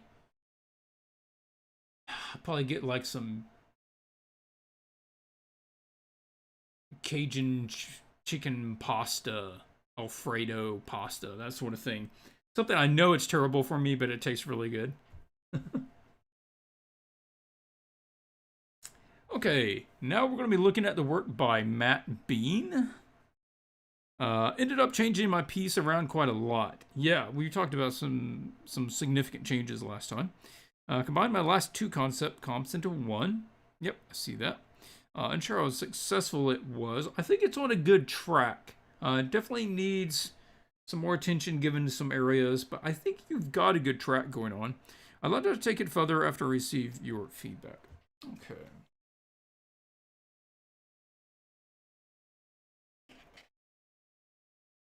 The basic thought behind this of starry sky, water, glowing hourglass, raven with glowing eyes on the hourglass. I think this all has a very dreamlike, omenistic, if that's a word, omenistic, quality to it that works very well for this particular topic. So I think this certainly works better than the concept did. Which if you did, the viewers did not catch the concept episode. It was, I think it was in black and white, wasn't it? It was this one. It's one of these glowing one. It had a glowing, yeah. It was this one. And then we talked about combining it with like some of the water effect of that one, and then submerging part of it in the water, and then trying to make the body a little more clear because we couldn't make out wings or anything. So, what is the thoughts now? Clear that first. Haha, deep dish pizza. Yeah, that's a good one. It's a feel-good food right there. So, first is, I think we're losing a lot of space that we don't really need for stuff we don't need. A lot of space being utilized over here and down here and even over here. Like, the majority of the image, that which is critical to the image, is essentially this. So we can crop in around that as necessary. And also, most of the image is just top right corner.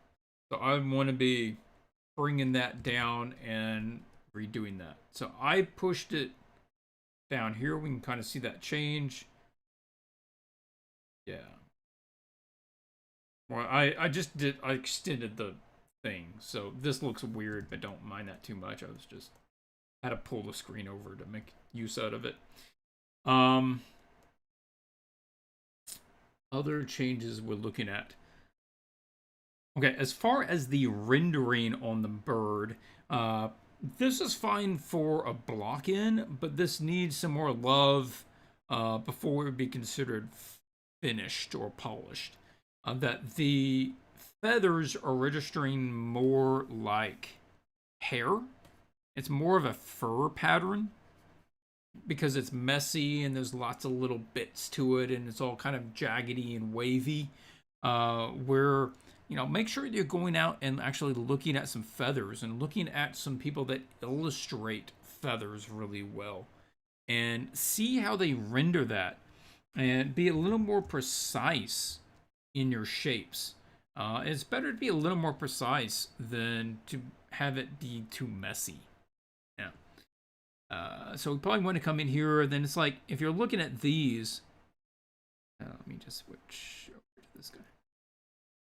If you're looking at these, then we don't need such a choppy, chalky, messy edge to it. No, let's just find what the right shape is and make it that shape. Clean it up a bit. It wouldn't really have rim light around it. We're going to get rid of that. And black feathers just don't really backlight very well, so we're not going to have that on there. And you do have the curve where it's more sharp at one side and then it kind of curves off the other side. It's fatter in a different angle. And then you're going to have the kind of the center of it. It's going to be maybe a little thicker, a little darker.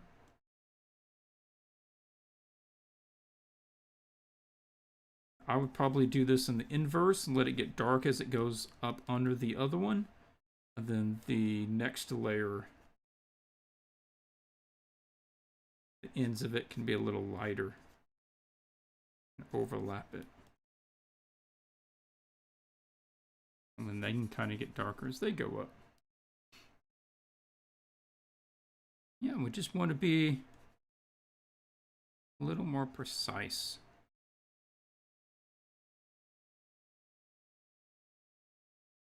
Yeah, well, your initial gut thought there was more accurate to have them cleaner. And then if you want, you can come in and just add those little telltales of, oh, there's just like a little split right there, right? Little wing feather hair split.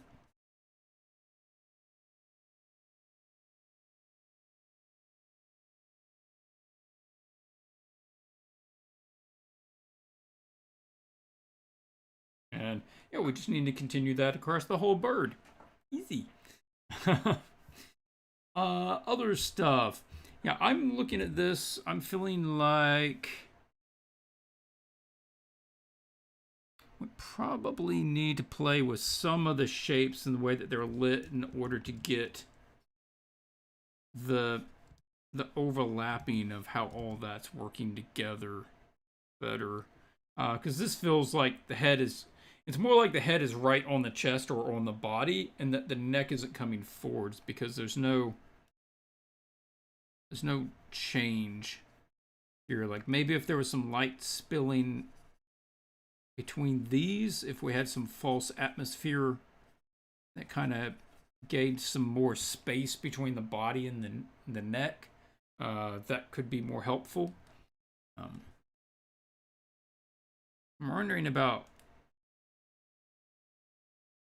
letting that be smoother there, and then being a little more artistic license on the shape of that eye. Just make it a little more,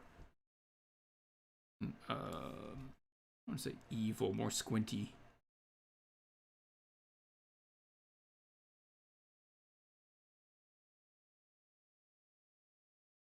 And same sort of thing that we looked at with Tyler's piece last week. And if we're going to have like eye flares, let's go ahead and make them a little more pronounced. And we could just have the ends of them go off into color that can get darker.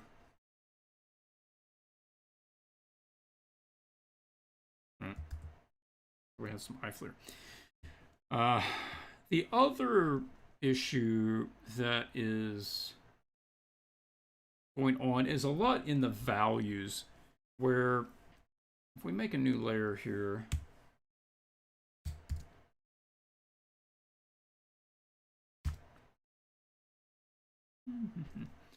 the values are all, it's what I would call a fractured value scheme, where we've got lights, we've got bright whites in the background. That's not going to show up unless I make it a layer on top of it.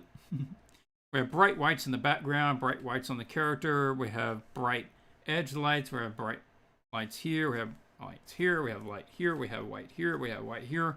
And then most of the darks are very similar. We have darks here. We have darks here. We have darks here. Darks here. Darks.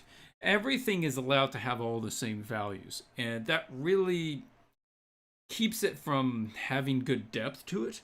And we also want to have better blocks, value blocks. And that's where we're thinking about the value of the unit of this bird. And I would say that probably needs to be a dark value because it's a black bird, and that would be the easiest thing. So in this case, we're just looking at it as far as values. What changes can we make? And it'd be faster to do it this way than trying to work with all the color. He is getting dark. He's a black bird, so we might be able to get darker. All of him, even the lightest part of him, needs to be darker. black black feathers don't get white edge light on them unless you like have a spotlight right behind them, and even then I'm not sure that it would look like that. So we can do that. We can set a lighter tone across here, and if we have anything on him, it's going to be purple, right? We want the purple light. The edge, yeah, that would be the better solution. The better solution would be that this edge stays nice and dark. Most of the wing is nice and dark. And then what we do have is the purple from this guy. We'll take some artistic license and let the purple fade up further than it really would, but that's okay. I kind of like this bluish tone that you got back there. That's nice. We can let that work in there. Same thing down here. We're going to let this serve as the light source in here. Maybe a little bit around there. For the back side of this, we can just let that go dark. Kind of guessing what the side of that looks like.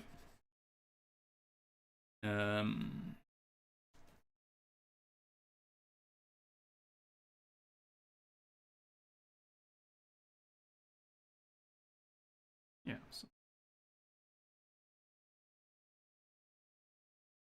And this guy, yeah. This guy really needs to get smaller. We need more than just the top of that. We need to be able to see that this is another one. And we need enough of it that we can tell that. And we need another jar over here. This one, same sort of thing.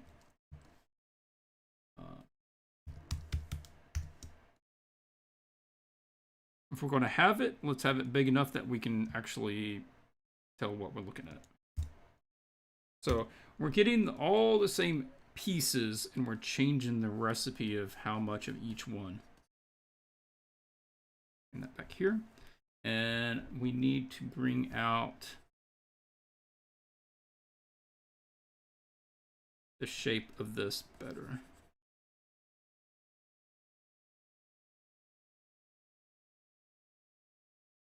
I'm also not convinced that that needs to be light. I'm kind of thinking that needs to be dark. So that we can have light down here.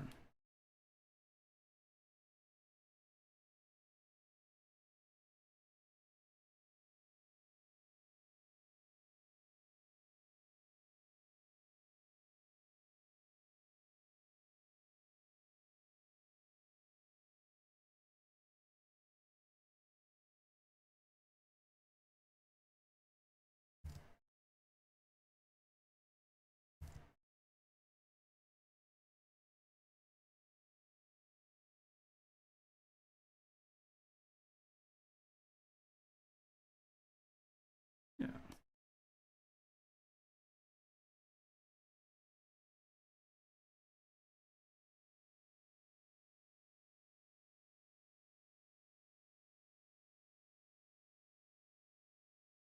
So kind of running that sort of thing.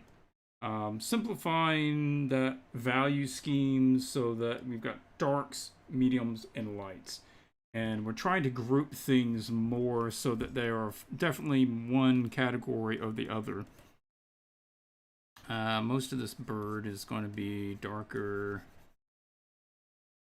right? And he might have just a little, if he has edge light, it's going to be proper bright edge light right across the top, but it's not going to be this fuzzy sort of ambiguous light. Okay, there you go, Matt. Concept change direction, very nice. I'm liking that. The whole thing has a very magical, sort of surreal quality to it that I think works very well. We're just going to play around with the position of some of the elements, change the sizes a little bit, and then really making use of the two light sources that you have, and letting that purple really be the main color for the foreground stuff. then letting the bluish, cool light of the moon be the main color for everything else behind them and the water.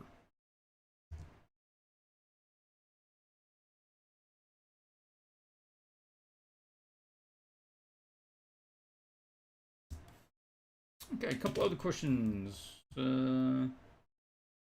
Hi Clint, out of topic, but what would you choose, an iPad Pro or a large Wacom Cintiq? I would do a Cintiq. I have an iPad Pro, and I have had it for years. I never found that I used it very much for painting. Some people love it. Some people love it, and good for them. But what I found is I just don't do that much digital painting away from my computer. I thought I would use it to, like, sketch on the couch and stuff. But then it always became an issue of, like, trying to file share between my iPad across Wi-Fi. I'm putting it in Dropbox so I can get it with the other program. And it was just more hassle that I really liked. And having a screen tablet to work on, I feel like that was a huge step. I felt like I got a lot more out of having a screen tablet for my main work computer than what I got for digital painting on the iPad. That's me. Question from beginners, says Deborah.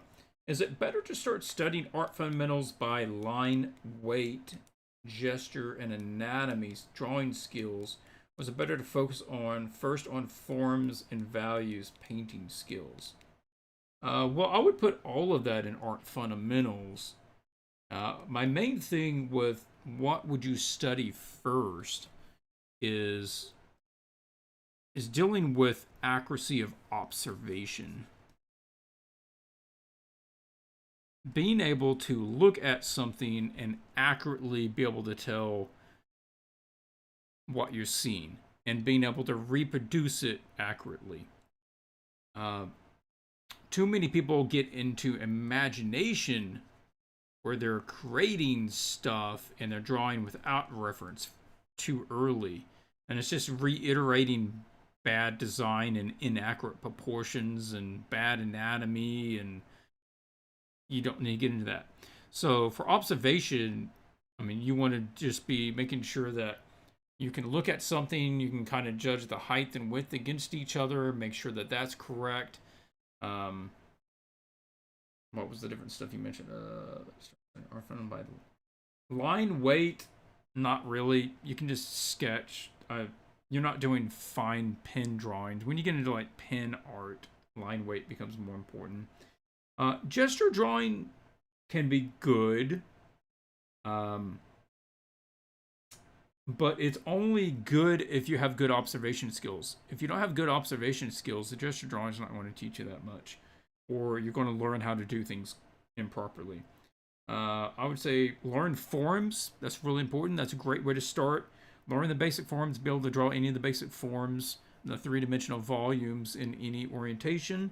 Learn how to use basic forms to create everyday objects. Look at an everyday object and don't just draw what you see. Draw the forms that make it up. Forget about all the surface detail. Forget about all the shading. Forget about, that sort of stuff. And then just draw the form that makes it up.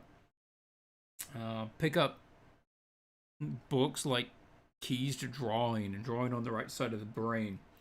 Drawing on the Right Side of the Brain has a lot of good exercises about improving the artist's observation skills.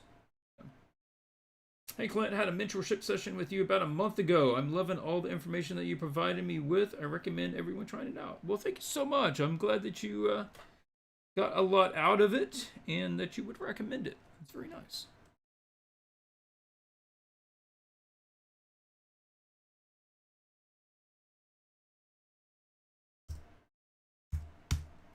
Okay. This one, Min says the whole scene in focus, Blind Raven. You've changed the Oh yeah, we changed the wing direction. I feel like this is much more effective. The other one had the neck sticking out and the wing kind of going straight down. This all has this nice curvature to it, and it feels like he's stretching out and the wings push back into a better angle there. Good call on that. The whole scene, I'm focused on the blind raven. Yep. I want to push the background further, but still have no idea. I'm looking forward to hearing your feedback. Can you suggest some exercises to improve? A great way to... General exercises, it's almost too broad to even try to answer. But consider just trying to do some environment. Just do environment images. Just do images that don't have any characters or creatures in it. It's just about the scene. And that can be really good. Or do variations of the scene. Like get this image and then do the same one with 4 different backgrounds. And learn how, you can change the context of the scene by changing up the backgrounds and use different color schemes for all of them. I really like doing multiple ups, like multiple versions of the same thing. In my head, it really helps me clarify what makes things different and results that you get. Okay, here what I'm seeing is most of the crow is feeling pretty good, a lot better than it was.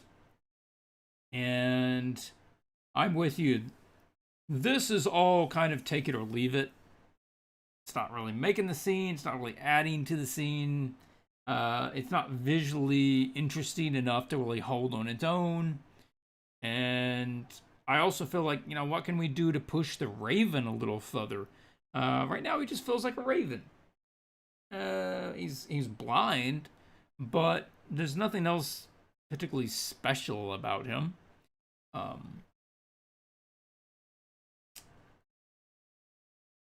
So I did some work on it. I was like, where did that thought go? Okay.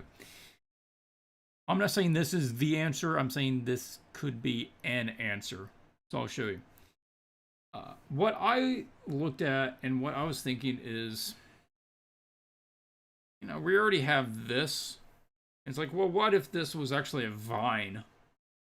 And then we can make it like a thorn vine. And then thorny vines are one of those great things that isn't really hard to draw.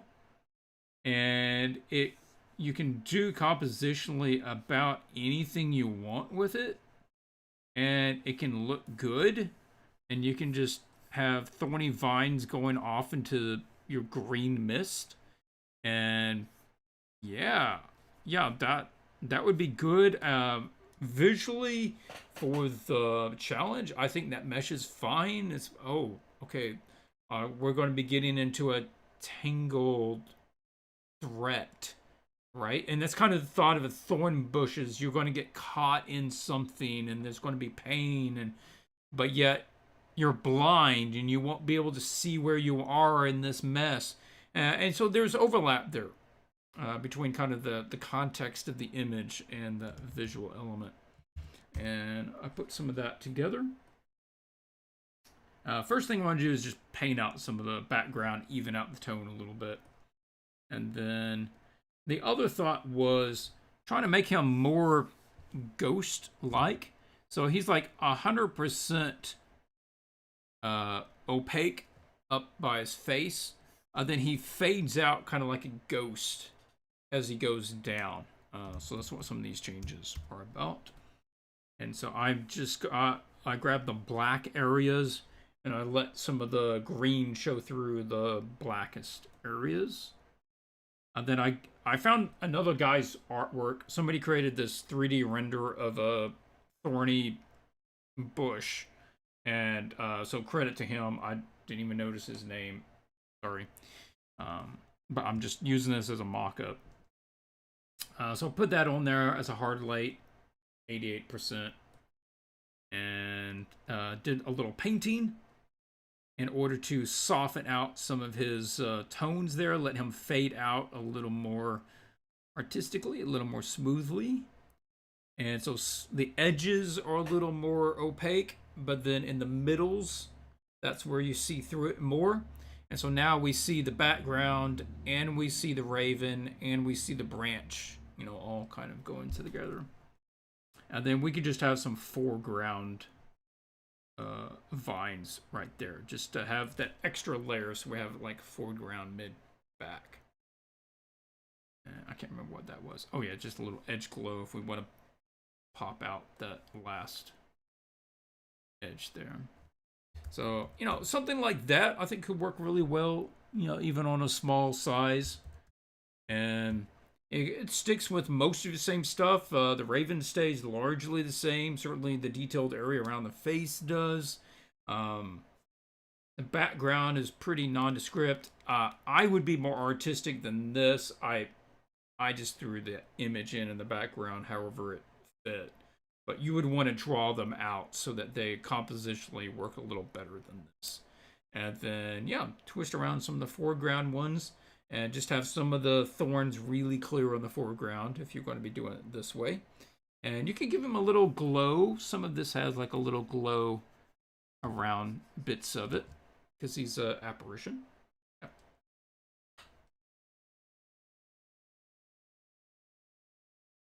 When I worked on this project, I was working on the lit areas, the raven normal, and the shadows like spoke and translucent. Yeah, that's kind of the idea there. That's how I think you could take it with that. Yeah, as far as general exercise to improve, it's almost too broad. I can't really answer that. We'd have to get a bit more specific or get into a consult and kind of dig deeper into that sort of thing.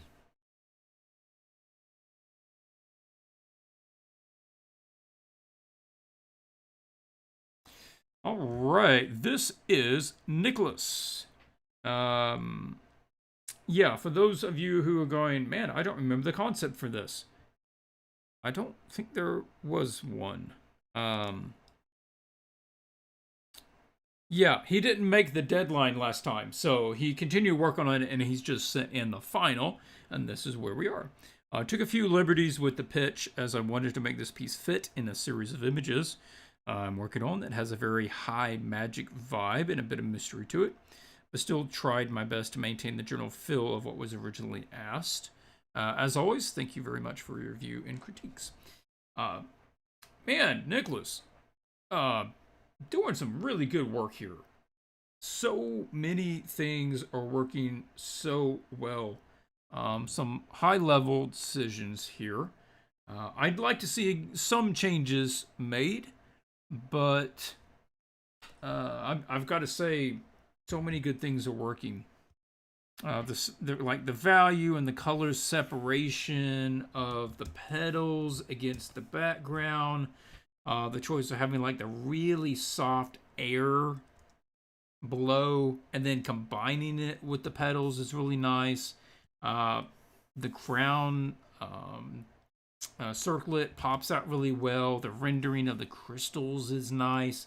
All in all, it's just everything about it. It's like I could tell the artist took time to really think about it, go through the proper steps, and this is what you get when you go through the proper steps. And you're looking at your design, you're working at compositions, you're looking at your value studies, you're going through your color studies, and then you have good references, and you're looking at good inspiration images, and we can come up with something really nice like this one. Now, where could we make some adjustments if we wanted to make some adjustments? Well, let's focus on the circlet itself. Some elements about this that visually just kind of confuses my brain. And that is because it's creating this shape. And my brain is almost registering it more like a bowl than a circlet. This makes sense. It's going back there like this.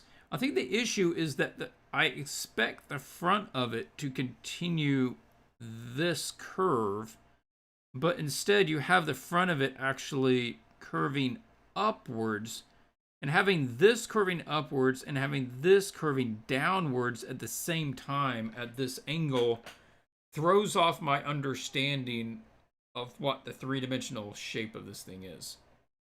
I think it would be better if we maybe stuck a little closer to this one, which is the top is at least flat, but just let the bottom kind of extend down more, if that makes sense. Like, go ahead and let the top of this continue to at least keep a moderate curve. So it'd be like bringing this down to here. Maybe we can just do a quick warp and just kind of see what that looks like. I'll try to do a quick warp. It might not look very good. We don't want...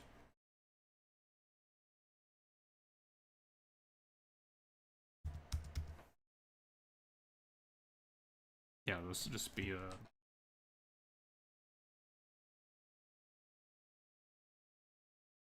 quick and dirty.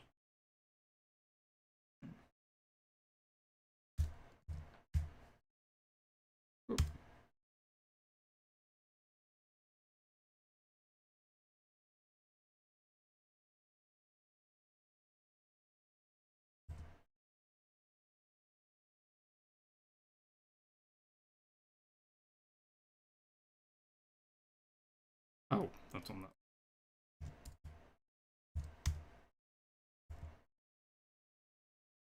Yeah, my head registers that a little bit better. And it was also the curvature of these coming out at an angle. And again, it's kind of throwing off my perspective of what this thing is. I would consider just letting those kind of go counter to the angle of the headdress and let it go ahead and point upwards. That was on the same one, yeah. But they're more pointing in. Yeah. Yeah, I know that you're trying to go with like the triple thing, and that could work, I think, better if they were actually closer to each other. But right now, we've got almost like different indicators for perspective. I'm almost feeling like this is creating this really bowed perspective, like a fish eye. That's probably what it is. It's giving me like a fish eye distortion. And it's just because of the fact that everything is curving to follow what would happen to be a fisheye distortion version. There we go. Yeah, that would be the answer. And so I think something more on that lines would get you closer. Now, as far as other rendering and making the image just pop a little better, most of this is looking good. We're losing some stuff down in here, and I think we could probably have a better option for that. One of the things that I would experiment with is adding a secondary light source. Like we have an underglow and some of those up there. Let's play with that idea for a moment. I'm going to grab and just erase that out. And I also want to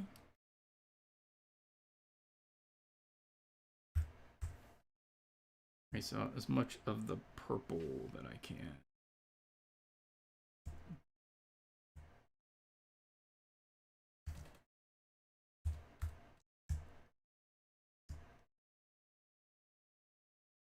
Okay, now let's make a new layer.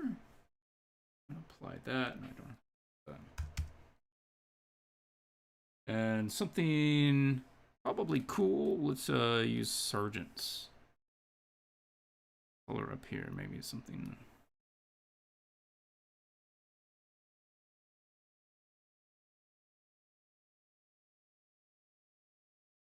And what I would be looking at doing is letting the petals in this area essentially be backlit. So they're going to stand out because they're a little bit darker. But then the most of the area, they're going to stand out because they're brighter. And so we can have that flip-flop in the scene where it's one versus the other. Oh, let me grab that again.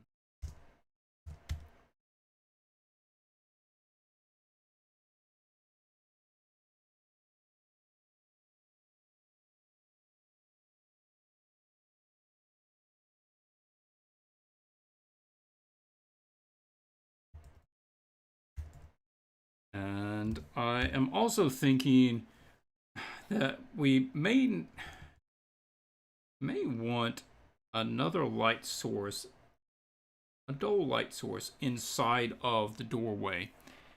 Just having a little bit of color in there to break up that shape. Go ahead and do that. Here. He's going to be like a really dark. Just to keep it from being this kind of flat black, we just assume that there's some sort of deep tone kind of in there. It doesn't need to be even. It can just be kind of off to one side a little bit.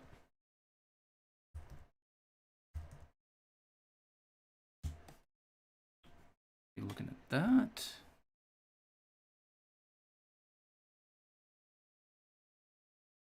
I think one of your earlier ones up here had a better arrangement. One of the other things that's kind of playing with my eye is these are curving right in line with the curvature of the circlet itself. And so these shapes of the circlet are just getting very confused with the shapes of the petals. And I would try to change up that angle a little bit. And you actually had that angle different here. Like, it's dropping down, and then it's picking back up, and it doesn't interfere as much with the circlet. And I'm thinking that would be better. Or you slack off on how many petals there is there. Like, if you let this go out, have a couple of petals right here, and then let it drop back down. And then this is coming at this angle, and they're kind of crossing each other. Yeah, I feel like that earlier one is maybe a little closer to what you need. We're just trying to avoid the double curve. It's kind of a tangent curve across there. And the last thing would just be popping out these so that they're averagely a bit lighter than that stone. Either need to be considerably darker or considerably lighter. And I think a lot of this is just probably getting a bit darker than it needs to. Averagely, this can all kind of pull up a little bit so it registers easier. And if you do have that other light source down here, then maybe you can grab something like that color, and then that can be a bit of an underlight tone, and you can use that to help pop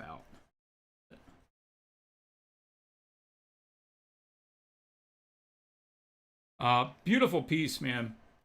You have an excellent rendering, really good choices of color. I think the design is nice. We just need to clarify things for the eye so it can read all the shapes correctly.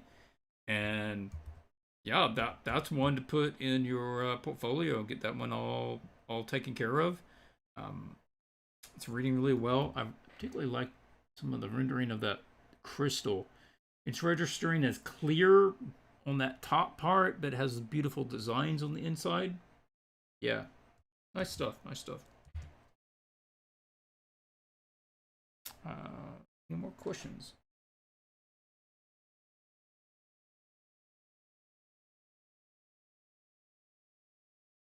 Yep. Last one up is Olya. Oh yeah, this one, that's right.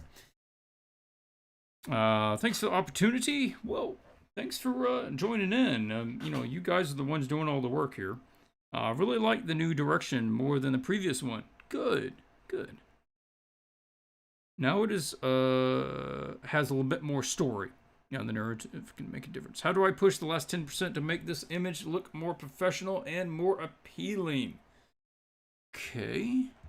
You're going through a lot of variations. I know that you were getting a lot of feedback on the Discord as well.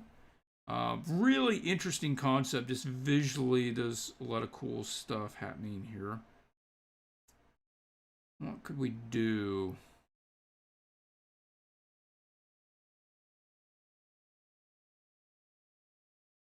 Well, I was seeing if there was anything else. I had my other notes. I was just checking.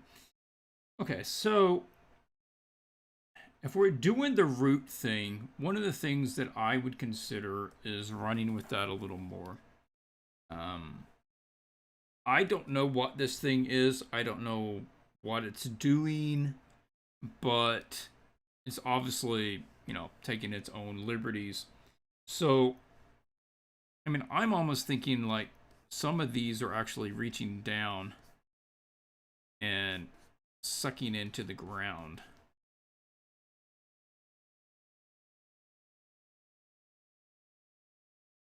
Right, and that's just kind of odd, but maybe that's kind of cool. Maybe like some of these could like be coming here in the foreground. I don't know what it's doing. We're just making this up, right? But that seems kind of neat. Like it's coming up out of the ground. It's forming out of the ground, maybe. This twist up at the end seems odd to me.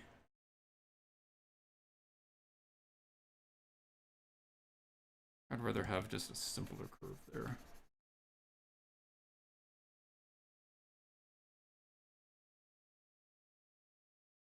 Okay, over here, I'm also really expecting to have a hump there. The fact that it's just completely dipped feels wrong. Like there's no sense. I know that's not anatomically that it needs a spine, but I just visually kind of want there to be a little curve there. Something you could consider is even just having like some of them are sort of splitting off. And so you kind of get that curve, but it's because several of them are folding up over itself. Otherwise, I would give a little bump there for the yeah, make that feel a bit more rounded in form as it goes back. Other thoughts? Oh yeah.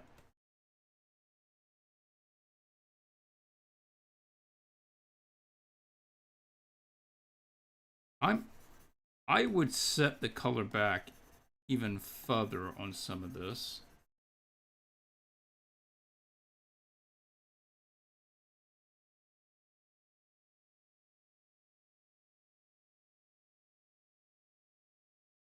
And then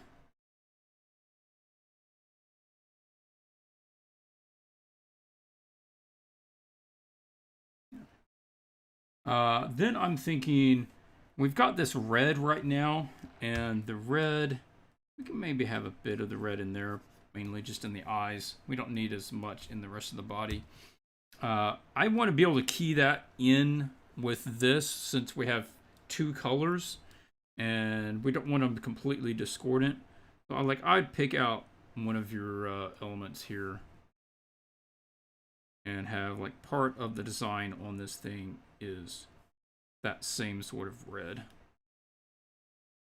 And let those, which this is, you have some really nice subtle engraving work on that, and I really appreciate that. So I'd key in some of the same red patterns, red color into this to connect those together. And this starts getting into a little bit more of artistic decision of, or just what the artist wants to do and what the artist's vision is for the piece. I'll show you some things that I would consider. They may not be what you would consider. I'd make this gold maybe a little more clearer there. Let that. I might let all these stand out a bit more. So it reads a little better. Not a. Oh yeah, this is an artistic decision. This seems a little odd. I would at least let that be a little thicker where it connects, and then possibly let this one like go underneath. So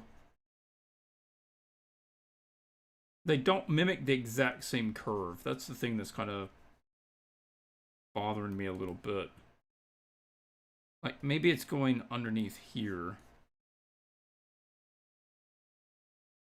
And it's like wrapping up from the inside and coming around, that sort of thing. Right? So one's kind of going over and one's kind of going under. It's trying to get a handle on it. Maybe letting that overlap that leg. So overlapping can be a good way to create some depth. And I'm thinking like we can show this being picked off the ground. I sort of like that idea. And showing that, and then we need to show, because it gives more of a sense of motion. It feels like he's accomplishing something. And so we can have like a little shadow there.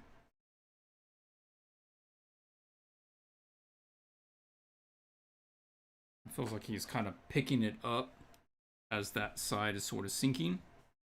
I'm almost like, I'm kind of liking the crown idea, but oh yeah, I know. Thank you.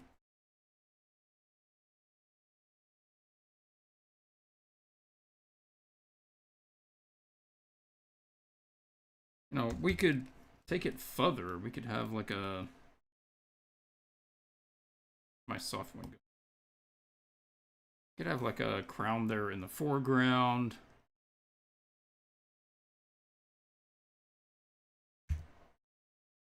And then, you know, I wouldn't even consider like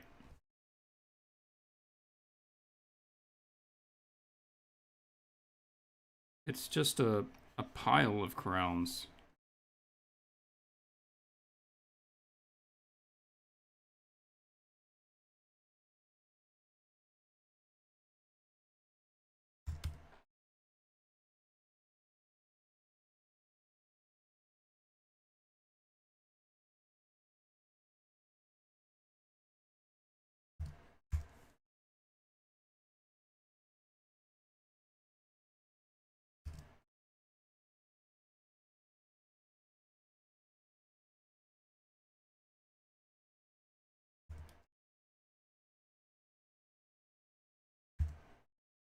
And so we're going to make use of some of this space back here, right?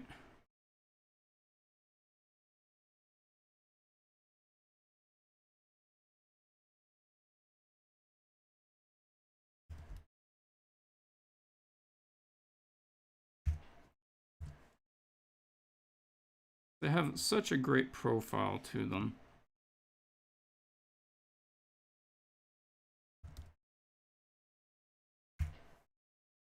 And none of them are gold. None of them are as shiny or pretty as this one. Maybe they're like black crowns. That'd be kind of cool. You don't really see black crowns.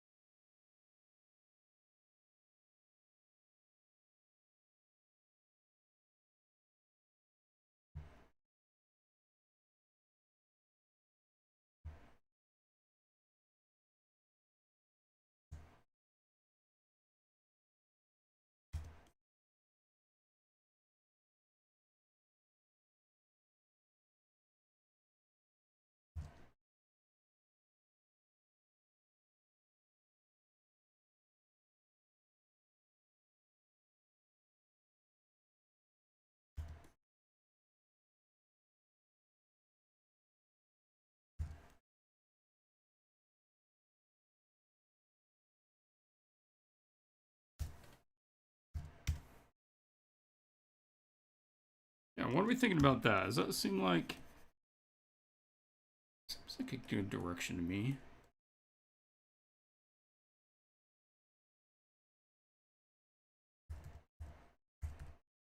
Yeah, we have like this foreground one there, and maybe it's kind of like a dark black crown.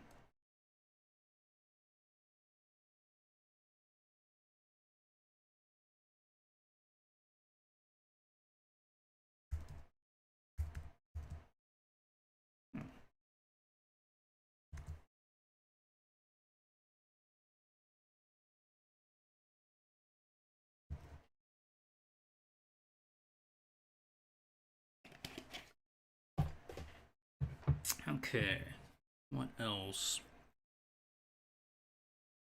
I think a lot of the crow.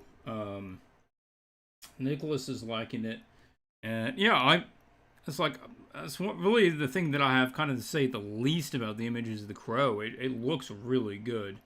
The rendering is nice and tight on it. It's just visually very interesting to look at. It's been given a lot of thought.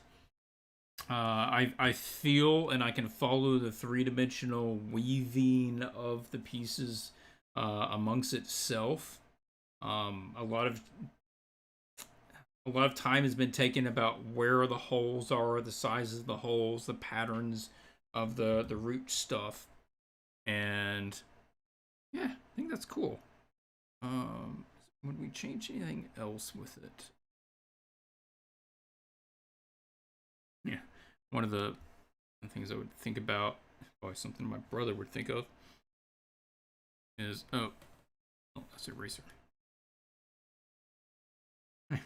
On Pinterest, you have all kinds of cool designs for creatures and 3D models and stuff like that. Is I want to work on that later. Like if you had like a gold rib cage, a bird coming out. Just I don't know why it would be that way, but it would be kind of neat.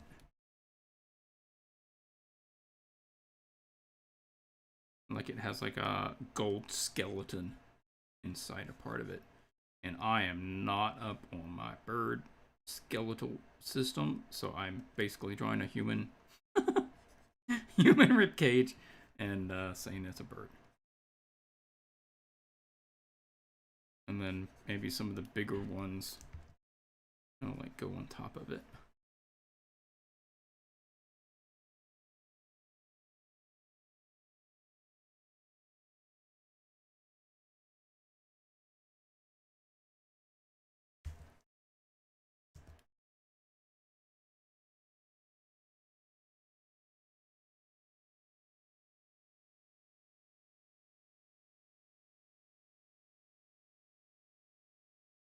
Yeah, this is where we're just, experimenting with it. I don't know if that works. I think it can be done kind of interesting, but I don't think it's necessary either. So, yeah, we're going to wrap it up there. Yeah, very neat image. If I were to take it further, I'd really plane up more crowns in the background, create almost like piles of these things. You're mainly just seeing the silhouette. I would see how little I needed to put in to establish what you're looking at. Just making a few of those adjustments to like the leg and getting that to read a little better with the different shape there. If you want to think about some of them coming out of the ground to form the wing, I probably would if there wasn't a reason not to. I just think that makes a nice visual flow and connection to the image, and possibly bring down the color a little bit on the purplish tint to the bird in order for the other colors to pop out even more. Yep, that's it. That wraps it up. We're 2.5 hours in, a little longer than I meant to go, but yeah, good conversation. Hopefully everybody enjoyed it. And yeah, with the new job, I will be settling in with it. And in a couple of weeks, I will have a better idea of what my schedule would be for new art challenges. So when I know that, I will be posting, I'll be posting about it and letting you know times and all that sort of thing. And if you guys want to try other challenges, there is a file there in the Discord that has the outlines and inspiration images for previous art challenges. Feel free to go out there and pick one, or better yet, get a couple of people together and all do your own art challenges. Set them with your own, 2-week, times for your sketches and 2 more weeks for your finals. Maybe you get together on the Discord and do like a video review where you're just doing peer review for each other. Maybe you guys do that for a cycle. Then we can start it back up here on the channel. If you like that idea, I'd love to see what you come up with. But that'll wrap it up for this stream. Thanks so much for joining in. Until I see you next time, keep drawing.